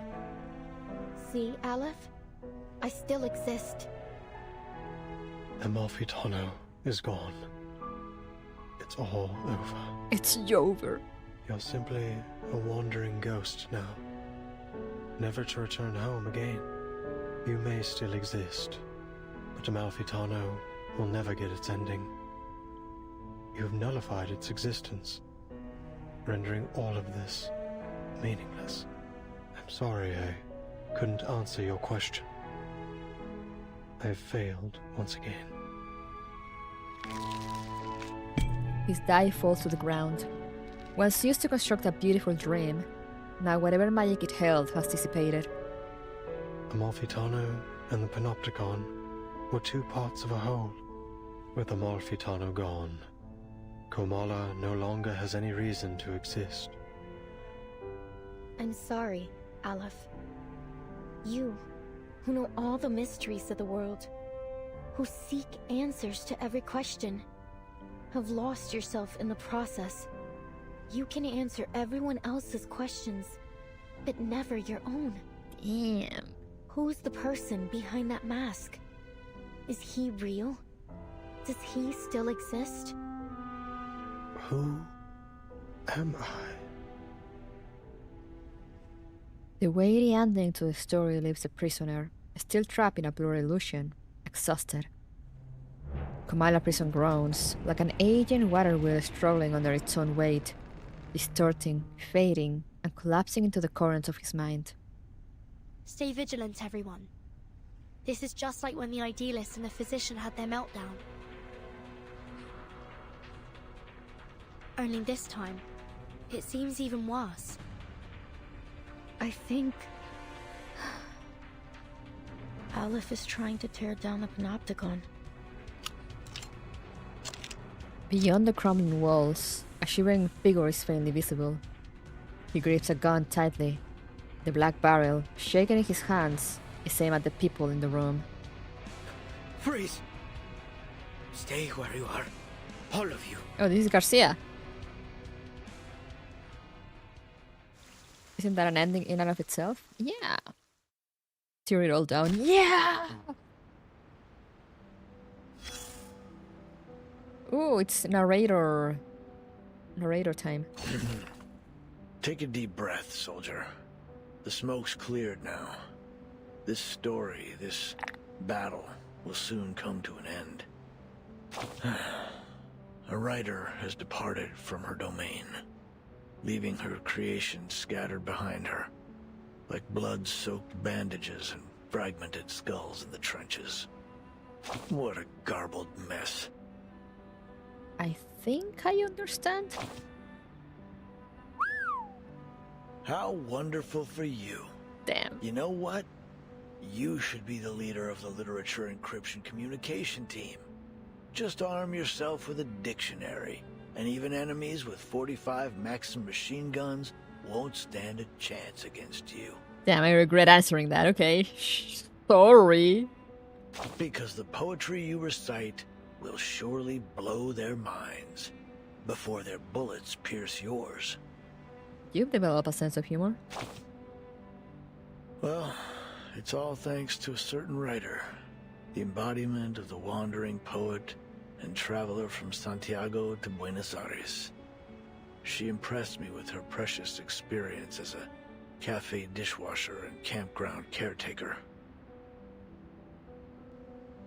It's so funny when they say like from Santiago to Buenos Aires, because that's not like an extremely long trip, but like she just made it the long way, the longest way possible.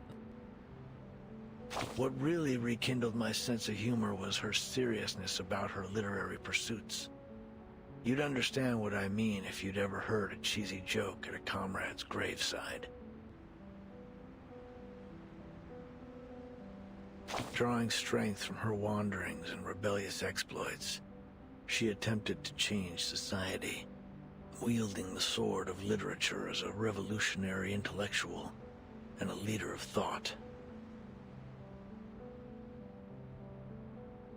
Some would hail her as a battle angel of Latin America, with words as piercing as bullets and poems as powerful as tactical bombers. I believe in the power of literature. You stand firm in your beliefs, huh? Well, maybe that's a good thing. A commander has to trust their soldiers, or they'll be forced to surrender before long. Here, come closer. Let me tell you a secret. Many, if not all people, foolishly think it's the executioner who drops the guillotine blade, the powder that fires the bullet. While they're half right, they're substantially inaccurate. Craters on the battlefield aren't the result of bombs, but a clashing of ideologies. A trigger pulled long before the powder ever ignited in the barrel. Hello. As for literature, well, it's probably best not to buy too much into the Latin American boom. Forget about the status report from earlier.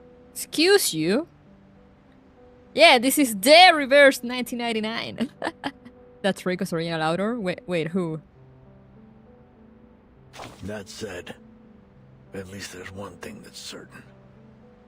Books can bite back, and they'll leave scars. Oh yeah! Sorry, as a reader, I really love that line. Wait, I'm gonna take a screenshot.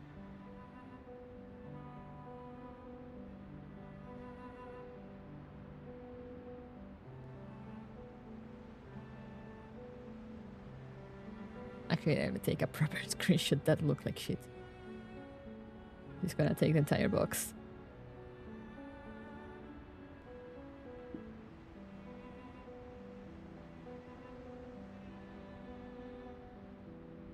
Where's my sister?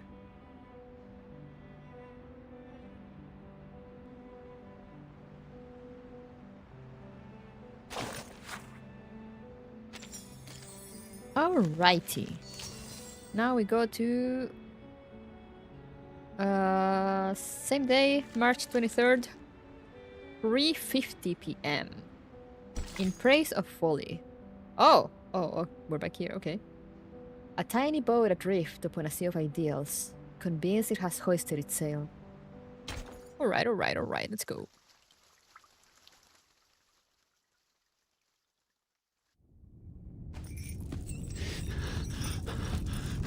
A prisoner steps out from behind the wall, a weapon held in his shaking hand.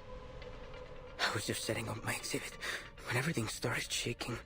Then I realized it wasn't just my imagination. So I followed the cracks in the wall and found my way here. I didn't mean to eavesdrop, but something's happening to the Panopticon, isn't it? No, it's fine, don't worry about it. His panicked hands shift the gun toward Aleph, who has collapsed on his side. Are you the physician? Or is it Aleph? Whoever you are, please restore the Panopticon to the way it was. I'm begging you. You can do that, right? The mind that once created infinity now watches as it falls back into nothing before him. Why aren't you doing anything, damn it? Why is this happening? Oh, the die. If you won't help me, then I'll do it myself. The prisoner, in desperation, lunges forward. Calm down, Garcia.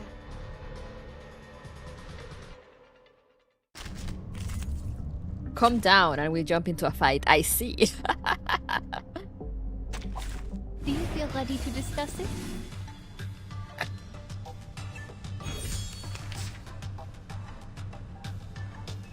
And I guess that's one way to calm him down. Awake.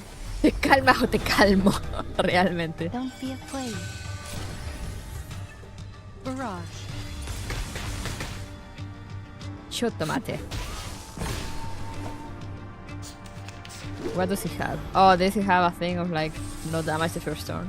Or what is this? Oh!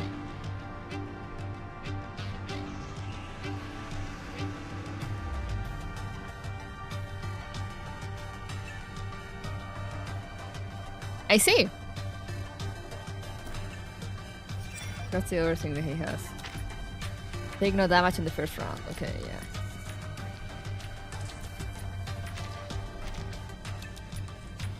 Well, get fucked, I guess. I guess I'll die. Loading. Don't play. Please stay behind me. Eliminate target. Oh, never mind. And now to return to my long-term mission.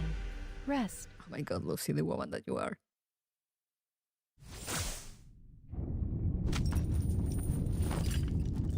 Timekeeper, he's... Garcia, weakened by his long confinement, is easily knocked to the ground, unable to withstand even the lightest touch of arcane skill. Why is this happening to me? How could this happen to me? I've made my mistakes. Got nowhere to run. I was so close. So close to completing the exhibition. Can't you see, Garcia? There's no one controlling this place now. You're free. It isn't the die that's trapped you, nor is it the walls of this prison. It's the rules and that overpowering gaze from the central tower. But now that's all gone. You can go outside. You can set up your exhibit anywhere you want. No need to stay stuck in this. Why is Lucy made in such a horny way? Why wouldn't she?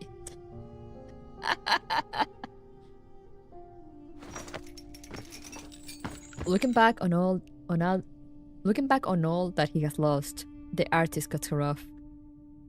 No, Señorita Recoleta. You've seen the world out there.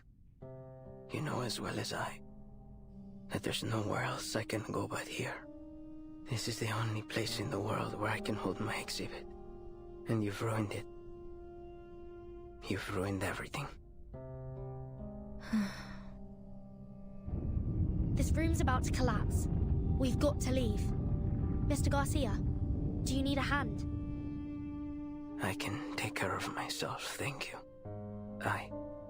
I'll go a different way. I have to go back and finish setting up my exhibit. He drags himself forward with trudging steps, retracing his path to leave. Burton, what about Aleph? We can't just leave him here. Of course not. We still have questions he needs to answer. Sinetto, help me get him up. Let's get out of here. Yes, Timekeeper. The dejected prisoner looks at Sonetto with confusion. Your words are always at odds with your thoughts. You carry an ocean of questions, yet never reveal even a single drop of them. Hey yo, Sonetto? Why have you never shared your doubts? Why do you stay silent in the face of everything and everyone around you?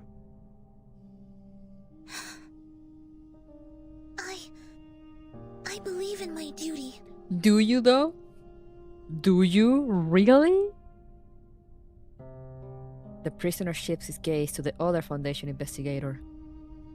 As for you, paracausality researcher, you're different from any other seeker of answers. Even on a desperate, near-hopeless journey, your heart holds little doubt. Perhaps not every question needs an answer, Mr. Aleph. Is that so? The prisoner, so used to answering others' questions, seems to have run into one of his own. But unfortunately, no one is here to answer it.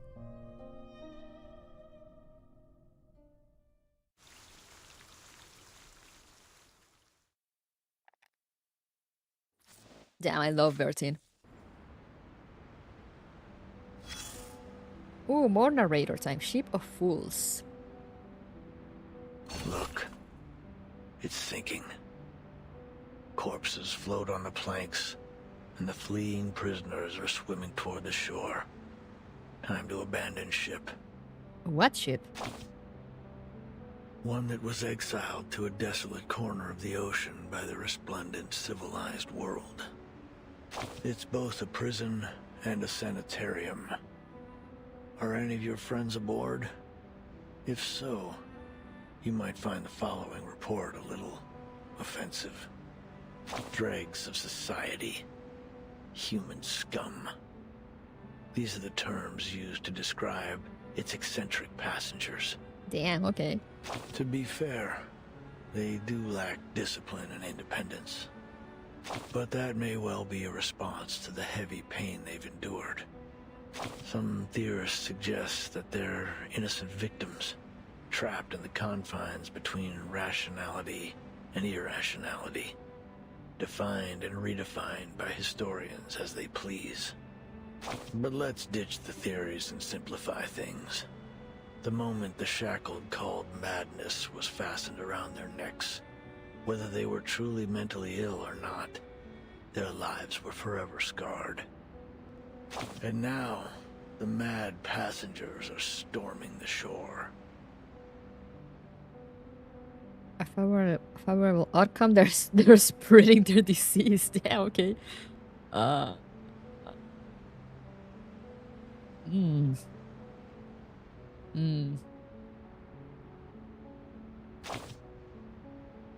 one can gain immunity through controlled infection. The disease can become its own vaccine. Just be aware of the ignorant commander who defies a wandering lunatic in pursuit of a little knowledge. Let's dig deeper. Scavenge through the messy battlefield for dog tags. Were these people born mad? After watching the inhabitants of this earth tear each other apart in one war after another, I've concluded this. Only knowledge drives people to madness. Ignorance does not. Damn. Deep. Madness is a side effect of the sedative that is knowledge. As long as those on land continue to consume it, This ship will never be short on recruits. This is a war between madness and civilization. Both sides have leveled accusations, spilled blood, and pummeled each other. And soon, everyone will have leapt into the trenches and been beaten to a bloody pulp. Only a few can escape this fate. Like who? Check your 6. The one leaning against the sunken ship, showing no signs of struggle or sorrow. Garcia. The seawater has flooded his windpipe and reddened his eyes. Yet there he is, staring blankly at the shore. He's in his home base. He holds no hope for forgiveness from his enemies. Not in the slightest. He's a one-man army, fighting only for himself. Alone. Now, do a 360 and look again. He's been utterly defeated. Huh.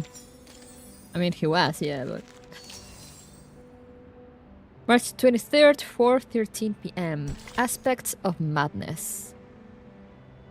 Dreams are the first and last dance partner of madness.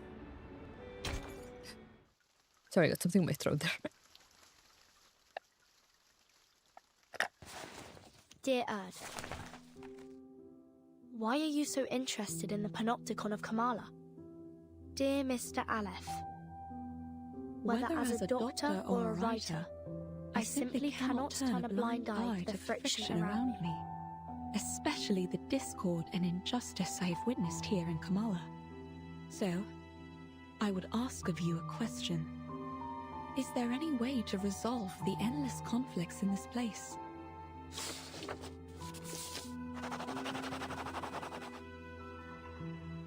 To put an end to this, a true ending is required. Your arrival has made it possible for this simulation to have an ending, or rather, a victory.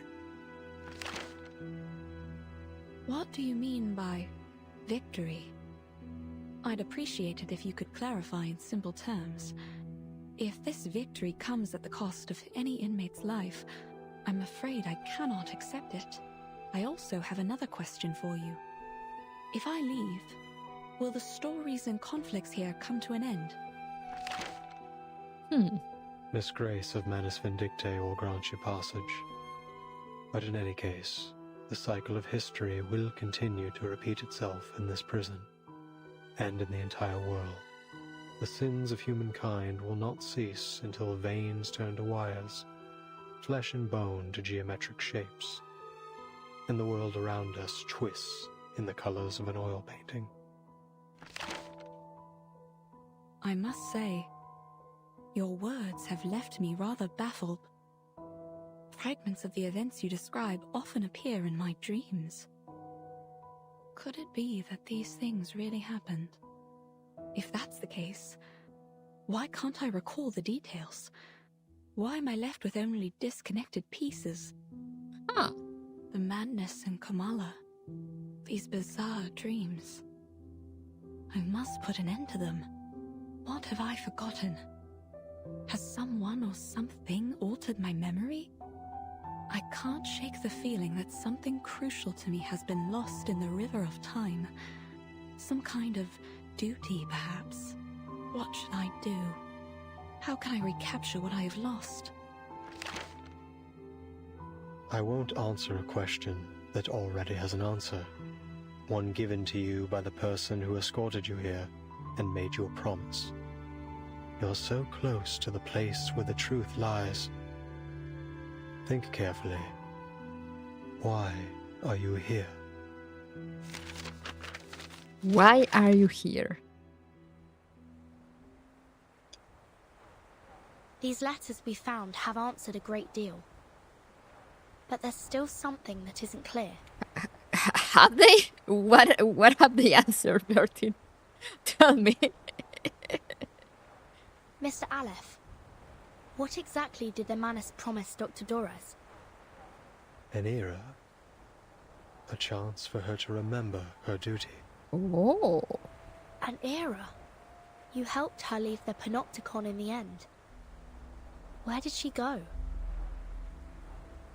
Momentarily roused from his dream, the prisoner looks blankly for a moment before his gaze drifts back toward the distant illusion. Southward.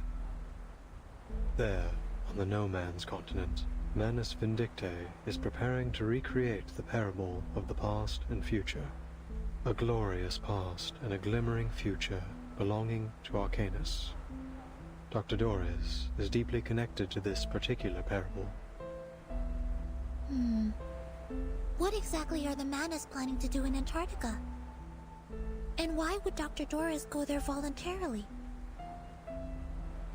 The information revealed stirs unease in the hearts of the investigators from the Foundation. Mr. Aleph, when did Dr. Doris depart? It was a day when both the clouds and sun were visible. A day when both the clouds and sun were visible? Could you be more specific? Yeah, please. That does not answer much. Specific? You mean the time of day? His mind long ago lost any sense of time. A necessary exchange to make room for an infinite cosmos of words. He once again finds himself without an answer. When both clouds and the sun were visible. Hey, Vertin, I think I know. It was 3 days ago. Then Dr. Doris wasn't going to Comala on the day I met her. She was leaving. She was headed to Antarctica. It was cloudy that afternoon, with a brief spell of sunshine, just like Aleph described. Then it hasn't been long since she left. Excellent news. 3 days. If we set off immediately, we might still catch up to her. But, based on the intel we gathered in Ushuaia, Manus Vindictae bombed the entire port 3 days ago. Clearly, they wanted to prevent any interference from the Foundation. It's unlikely we'll find any functioning ships there. I'll report the situation to the Buenos Aires branch. Timekeeper, I'm afraid we'll have to find another way to get there. I have a boat. He has a boat! Why do you have a boat? A small boat gifted by Manus Vindictae. Oh, that's why. During the past several storms, he has taken this boat, traveling to Antarctica at Manus Vindictae's invitation to evade the reversion. Ah.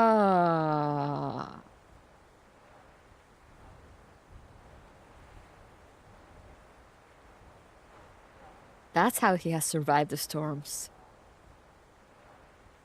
Could you lend it to us? The situation's urgent, Mr. Aleph. Why did they want him though? Because of the dye? Secret dock, Ushuaia. Beneath a decrepit lighthouse, a battered little boat bobs in sync with the waves. It is small and fragile, not the kind that seems capable of braving an icy sea.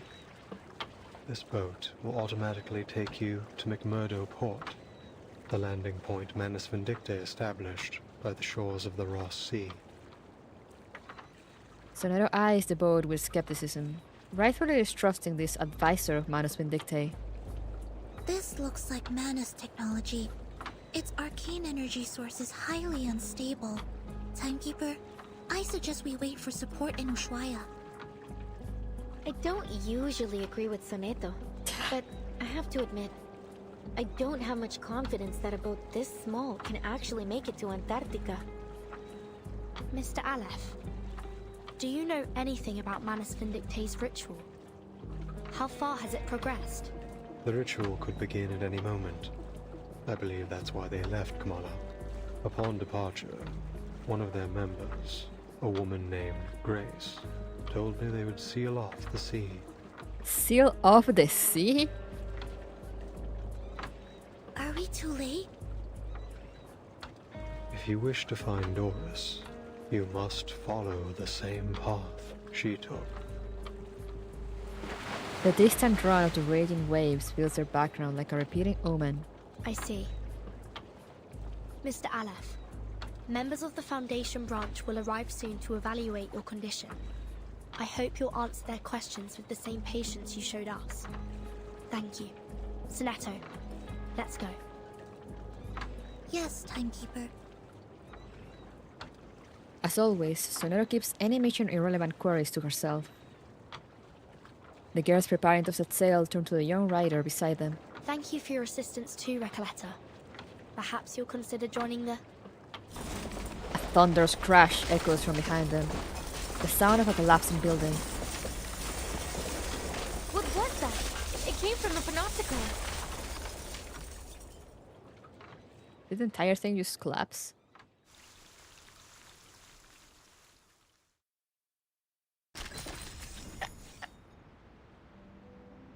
Oh my god, it's the lighthouse! I mean, it kind of seemed like it was gonna collapse, but I was not expecting it also. March 23rd, 4:26 p.m. In the place of my ashes. As day breaks, the story ends where the ashes rest. In the end, the night is not eternal.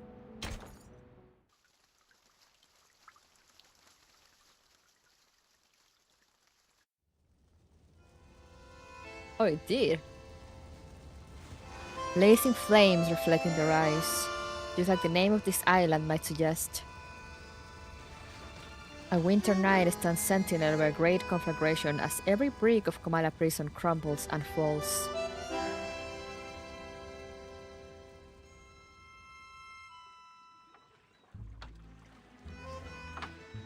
Huh. With Alep's control gone, Comala is collapsing. The inmates aren't even real criminals, are they? And they're still in there with no clue that they're no longer being watched from the central tower. We have to go tell them. We have to get them to safety. Yes, we should help them get out. At least until support arrives. But... the Manus ritual... The battered boat sways within their sight. Don't worry. I'll go alone. Huh?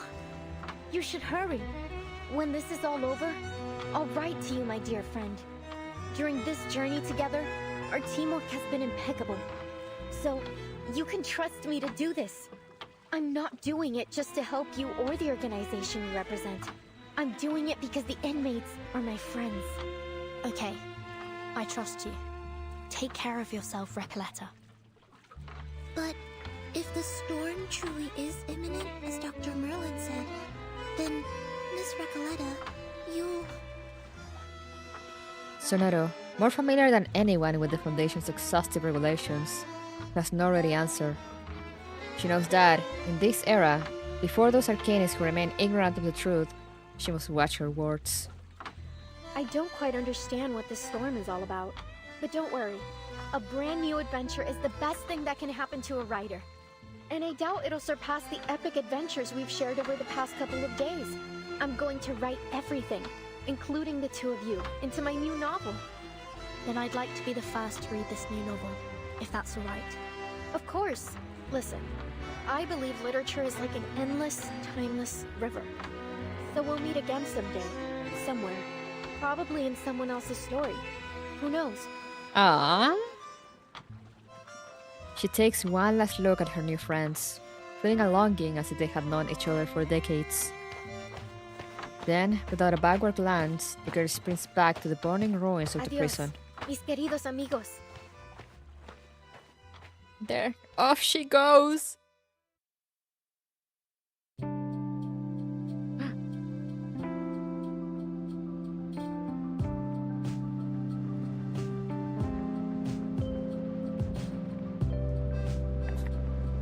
I know the relaxing music while the building burns.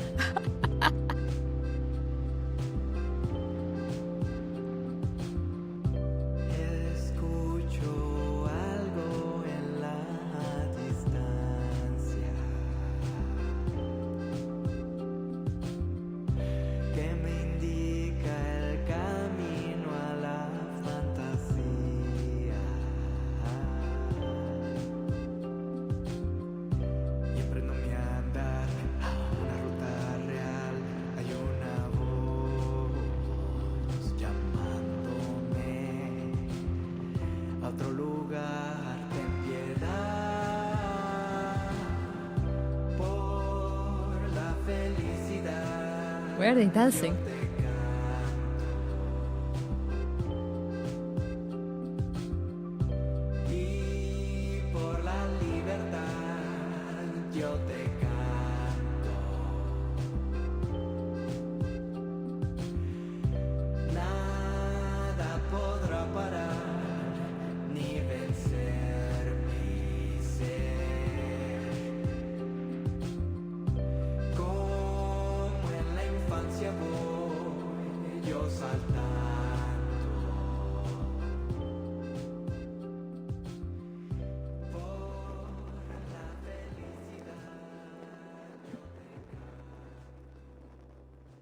I see.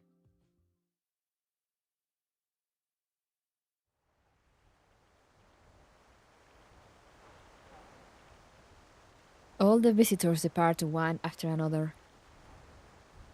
Amid the distant echo of singing, the creator of this prison stares into the fire as it burns. The moment holds for a time, until a breathless jaguar appears at the dock's edge, staring at the human before her with uncertainty. Dr. Merlin, you're Dr. Merlin, right? I finally found you. What on earth happened in the central tower? Right after I left, the whole panopticon started collapsing. The tower's in ruin. I've been looking for you everywhere. Please, sir, come with me. It isn't safe. That won't be necessary. The snow is still falling, yet everything in the labyrinth has already gone up in flames. Fortune, fate, karma. They're nothing but a ridiculous joke. It's over, Jaguar. You have lost your memories, your identity, your name, and now your title. You are no longer a jailer trapped in the panopticon. I don't get it, Dr. Merlin. What are you talking about? The jailer takes a step back, her predator instinct sensing the danger in the words to come. The damage may not be physical, but it threatens to shatter what little faith she has left to hold on to, and the life she has always known. I'm going back to Komala. Order must be maintained. The prisoners mustn't be allowed to escape. Please take care, Dr. Merlin. Oh no, back she goes.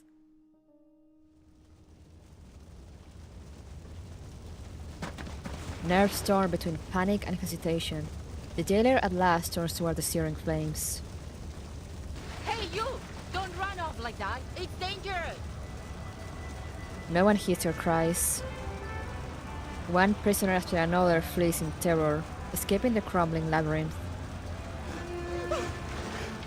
Deserts! It stars! It labyrinths! We dream on The jailer drifts through the raging scene, unable to steer a sensible course. At last, she pins down a frail and powerless prisoner beneath her weight. Stop! Get off me! Let me go! Are you blind? The panopticon is falling apart! It's you, Roberta. The jailer recognizes the prisoner under her grip. Roberta, a kind and quiet prisoner, always well behaved, now panicked and desperate to escape. They are all mad! I knew it! They've been insane from the start! The whole place is burning to the ground and they still want to leave! They're still talking and talking about things that no one cares about! I can't help them! I never understood what they were talking about. The rhythms, the factions, the ideologies. Oh, damn! Yes, the people were nice. The idealists too, but I've had enough of this prison. I've had enough of the panopticon. She collapses into the ground, sobbing. I never should have joined this movement. It was all meaningless from the beginning. I want to leave this place. Go to Spain or France. Anywhere but here. I want to go back to Magdalena.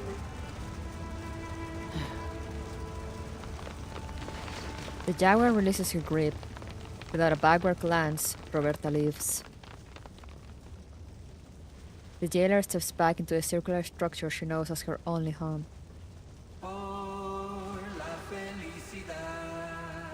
Yo te canto. Y por la libertad yo te canto. Nada podrá parar ni vencer mi ser. Under the night sky, she sees Komala Prison glowing like a brilliant bonfire. Oh, she's humming.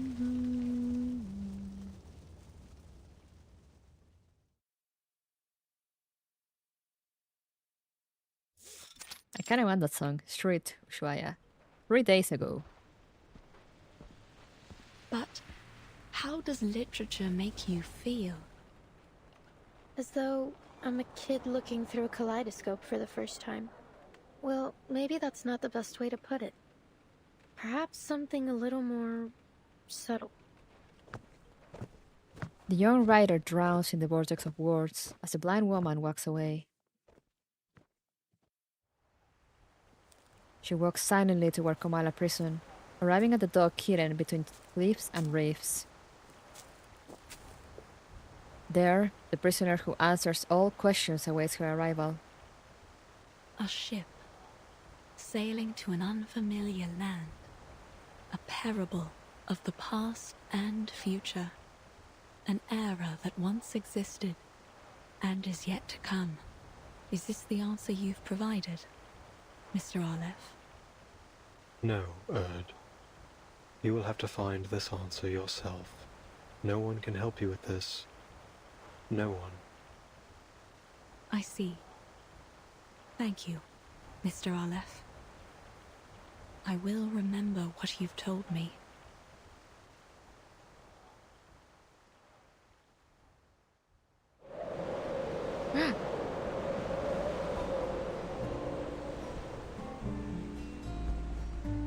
So the Platonic year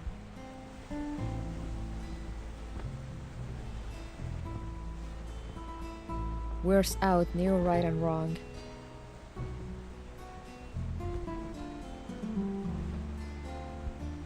Worlds in the old instead.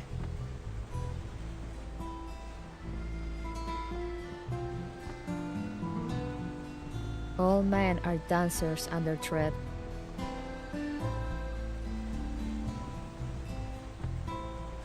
Goes to the barbarous clangor of a gong. 1919. That's a nice CD. The end. Alright, I see? Question mark? Oh, one more narrator. A secret meeting. In 1991, information moved at lightning speed thanks to technological advancement. Eavesdrop. Oh, it's Santos! Where are you here? Senior soldier. The Admiral sent me to deliver the latest updates. Huh, I think Igor has misunderstood something. Just because we're both here doesn't mean the Apostles, Brotherhood, and Sino are obliged to work together. Mr. Santos, you know the preacher said it before. Each and every one of us is their subject. Why don't you just tell me what Igor really sent you here for? Xenos intelligence officers intercepted a message from the Foundation's Buenos Aires branch. How typical of Sino to do something like that. The message states that a fleet from the Foundation, including a battleship and a destroyer, has departed from the north and is heading south. A fleet? Okay. So you're telling me those grey and white checkers are actually sending a fleet. The General wants you to speed up the transport of personnel and supplies, and to weaken the manpower of the Foundation's Buenos Aires branch as much as possible. Let me make this perfectly clear. I do not answer to him. But for the preacher, and for them, I will fulfill my duty. Tell your Admiral that he doesn't need to worry about anything else. We'll prepare a proper welcome for the Foundation's feeble little fleet. Understood. They're sending a whole ass fleet?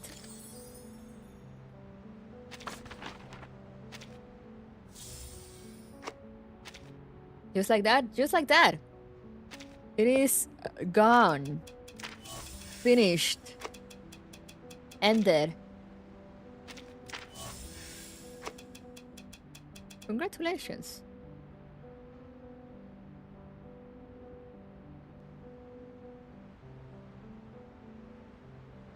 War is coming. Again.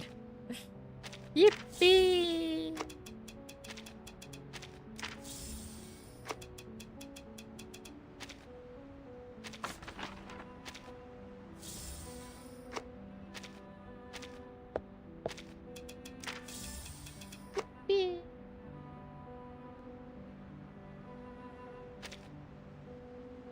Wait, what did you say? Each player takes their turn in a clockwise fashion. If you wish to share secrets, you may pass notes to one another. Huh? What are you talking about? See that? On rainy days, this is how you get yourself an enormous wild boar on the glass with moderate effort. Whatever you say, my man. Congrats on finishing chapter 9. Thank you! That was something. Recoleta is inspiring me to write again. You should play her character story for the perfect bow tie to wrap up her story. Oh yeah, I plan on doing that. I don't know. I wanted to... I remember back in the... I remember during the Vienna chapter, I read Cacania's and Isolde's stories on a stream. And I was like, oh, I want to try to read character stories on a stream. But I don't know if that will be a thing that I'll be able to do.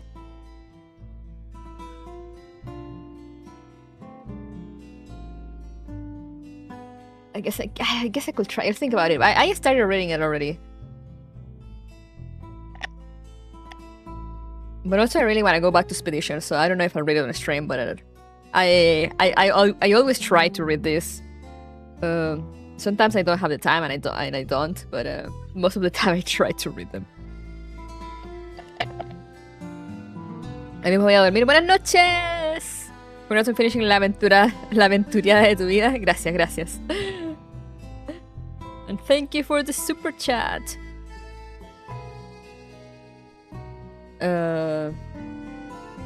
But yeah, as also someone that likes to write, I really like this chapter. And also like, you know, as someone who was made to read a bunch of Latin American literature in school. I mean, not a lot, but I had to read like a bunch. It felt really nice. It gave me like a weird sense of nostalgia because, you know, like reading the story really felt like reading one of those books. Kind of.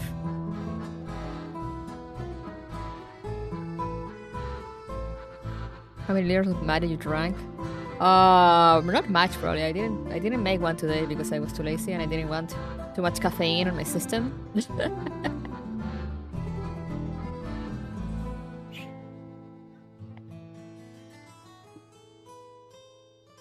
This event gave me high school trauma. Magical realism at its peak, yeah. You know, like I had to read like Julio Cortázar and, you know, Ernesto Sábato. All those peeps.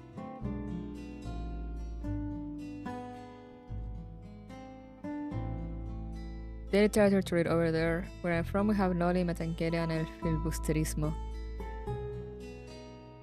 I don't know, actually. I'm not like super expert.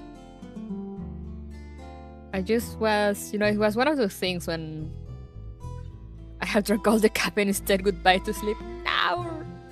It was one of those things that, you know, when they mention like the names and stuff of the authors, I was like, hey, I read that! Or like, hey, I know that guy. You know, I've heard of them. Help yourself to the tandoori chicken. But like, you know, spiced lamb soup. If you ask me out of the blue, I actually have an idea.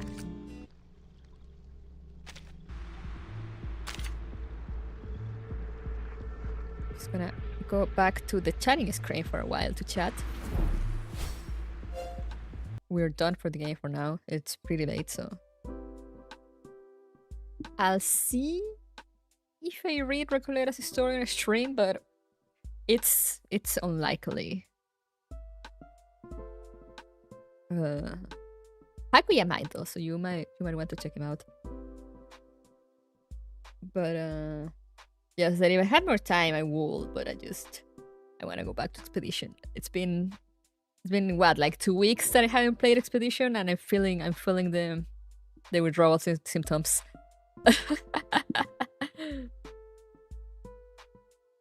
The story kind of reminds me of an old book from high school, El Túnel de los Pájaros Muertos, and a story in which some unruly kids escape from a mental institution. Ah, interesting. For me, it doesn't remind me of any story in particular. It's just like the style of writing. If I write, it is no extremely important thing is to go get to read it. Oh yeah, no, exactly, no. I am reading it as I started it today. I've only read the first note. But you know, I'll continue tomorrow. I usually read during my lunch breaks. You know, I take my phone and I read. Because when I get home, I don't really play mobile games. She's addicted to French. Hell yeah, I am. But yeah, as I was saying, it doesn't really remind me of like a specific book or anything, but more like the style, you know, the vibes with all these like weird shit going on and existentialism kind of stuff. Savage Detective. I actually had that.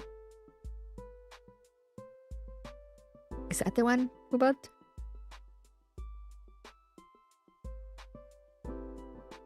¿Era los detectives salvajes el que te trajiste, Chile, o...? Yeah, I actually got that book. I need to read it.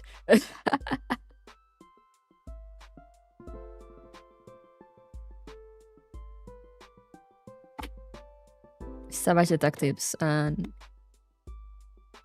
100 años de soledad. It's one of those books that, you know, I heard it all the time, and since my memory is pretty bad now, I'm like, I'm not sure if I've ever read it or not. It's just like, it's so well known as a book that I want to say that yes, I read it, but I actually don't remember if I read it. I actually don't, or did I? Let me see a summary actually. 100 años de soledad. Serie de televisión. ¿Qué? No. Novela de Gabriel García Márquez. El mismísimo. El plot.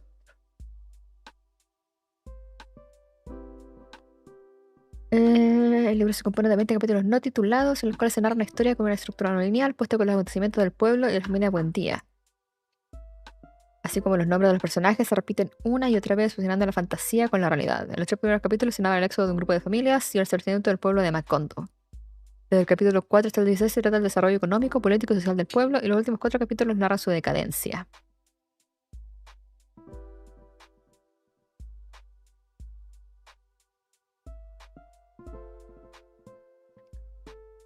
Resumen, el libro narra la historia de la familia Buendía a lo largo de 7 generaciones del pueblo ficticio de Macondo. José Arcadio, Buendía y Úrsula Iguarán. Son un matrimonio de primos. ¿Un matrimonio de primos? ¿Cómo? ¿Cómo?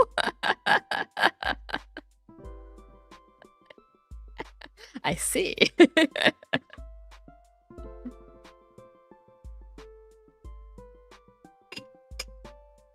Se casaron llenos de presagios y temores por su parentesco, y el mito existente en la región de que su descendencia podía tener cola de cerdo.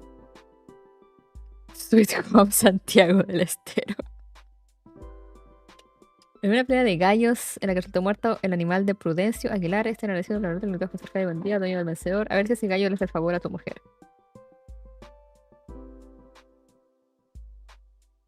Okay, no, I don't think I read it.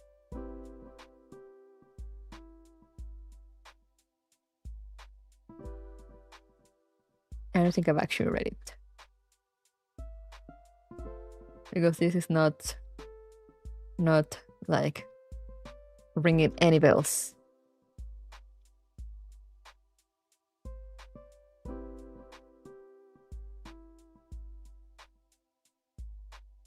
I did get Savage Detective actually recently because of, I mean my sister did, but because of this chapter, so I'm definitely giving that a read at some point.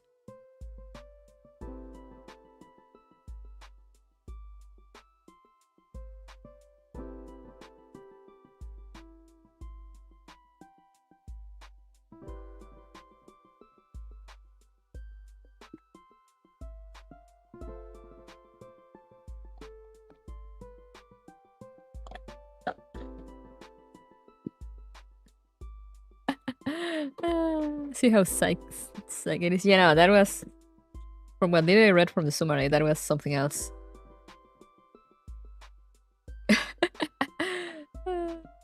Damn. I'm pretty sure I read something else from him. Let me see his book.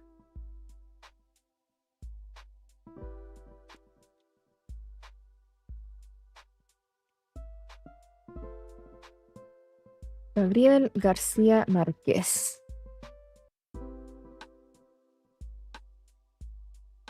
Carrera literaria.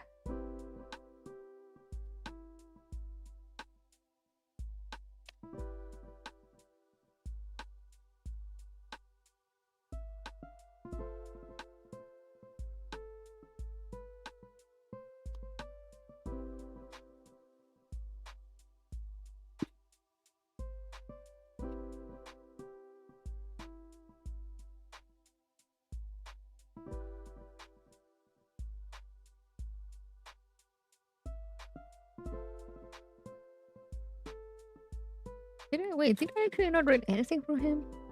I might have just been taught about him in school.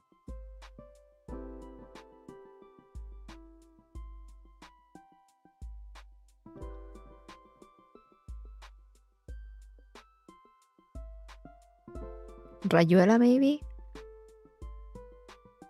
Oh, actually.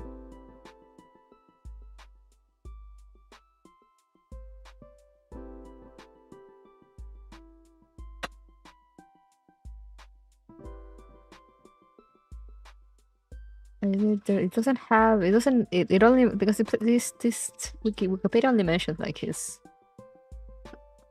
Oh, there you go. Novelas. La hojarasca, el coronel no tiene quien le escriba, la mala hora, sin niños de soledad, el otoño del patriarca, ¡Ese leí! Crónica de una muerte anunciada. That's the one.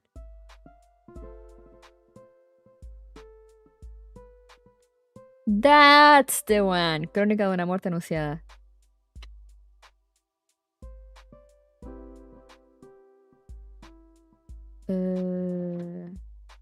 What's in English?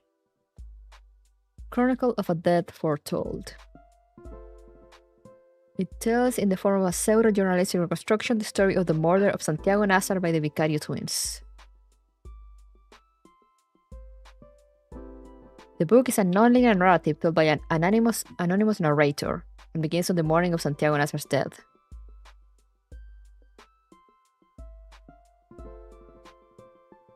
Alright, thank you for coming! Yeah, this is the one I read.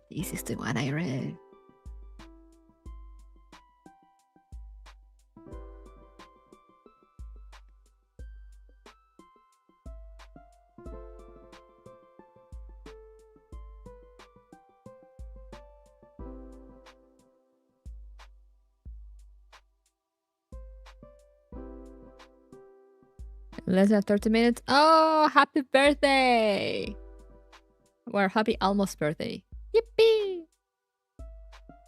What else does he have? El amor en el tiempo del cólera, el final en su laberinto, el amor de otros demonios, memoria de disputas tristes.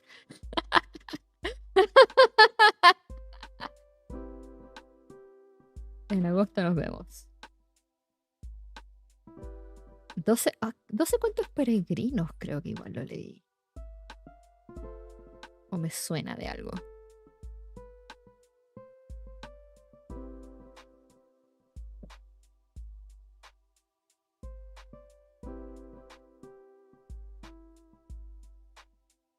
Los 12 cuentos del libro son los siguientes.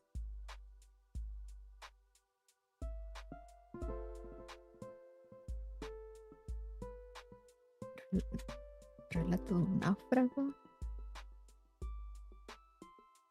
No, este no.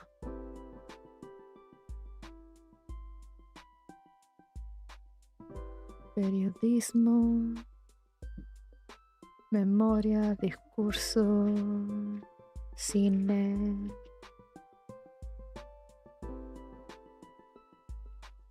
¿De quién era Rayuela?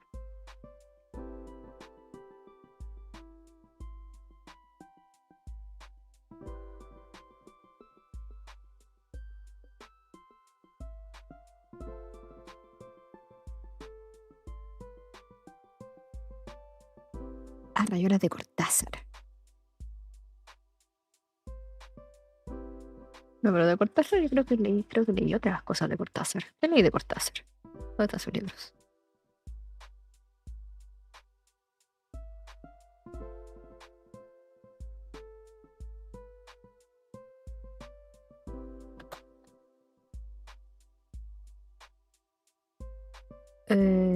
Bestiario. ¿Leí bestiario? ¿De qué va? Casa tomada, carta de señorita en París, La Jana, Unibus, que valía Circe, Las puertas del cielo y bestiario. No sé, no me suena. Final del juego, las armas secretas, todos los fuegos del fuego.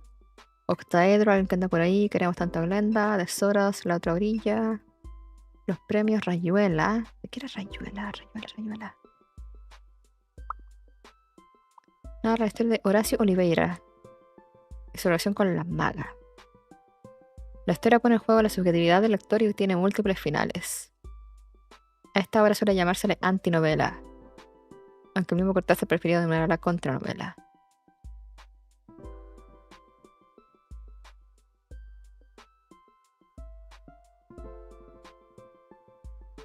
Maneras de leer Rayuela. Con un total de 255 capítulos, Rayuela puede leerse de varias maneras. Por el lector normal, leyendo secuencialmente de principio a fin. Por la lectura tradicional, propuesta por Cortázar, leyendo secuencialmente desde el capítulo 1 hasta el 56 y presentando el resto.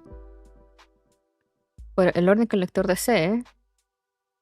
Por la secuencia establecida por el autor en el tablero de dirección, que propone una lectura completamente distinta, saltando y alternando capítulos.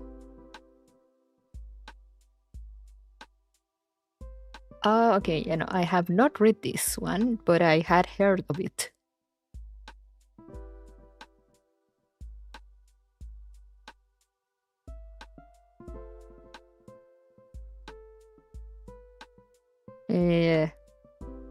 Not speaking Spanish, like, yeah, sorry, it's just, since they're Latin American authors, it's easier to just find the Spanish Wikipedias to be better.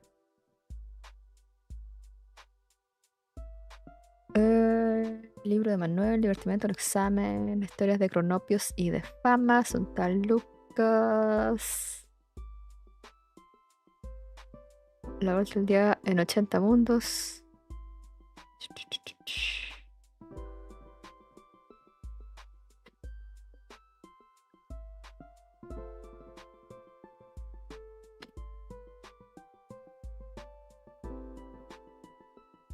Yeah, funnily enough, it doesn't seem like I've read anything from Cortázar. I was pretty sure I did. But, yeah, none of these books sound familiar. Like I said, I know Rayuela. Like, I remember hearing about it and being taught about him and how he did this thing in which you could, he gave you an order to read the book in. It was like jumping in between chapters and stuff.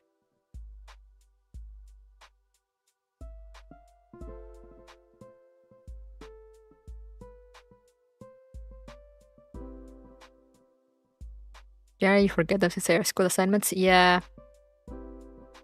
Yeah, like, even I might have read Bestiario actually, maybe. Like, apparently it was like kind of like a collection of short books, because that one just really rings something in my brain. And as I said, well, I'm pretty sure I did not read it because just of how special the way you read it is. But I remember being taught about it, about how he wrote that, and like you could read out of order or in order or however the fuck you wanted.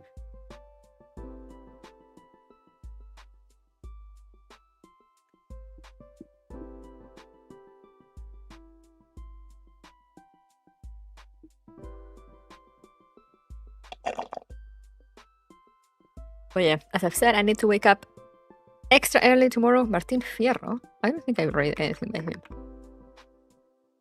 Oh, poem by José Hernández. Okay, yeah, no, that does not sound familiar. El Gaucho Martín Fierro.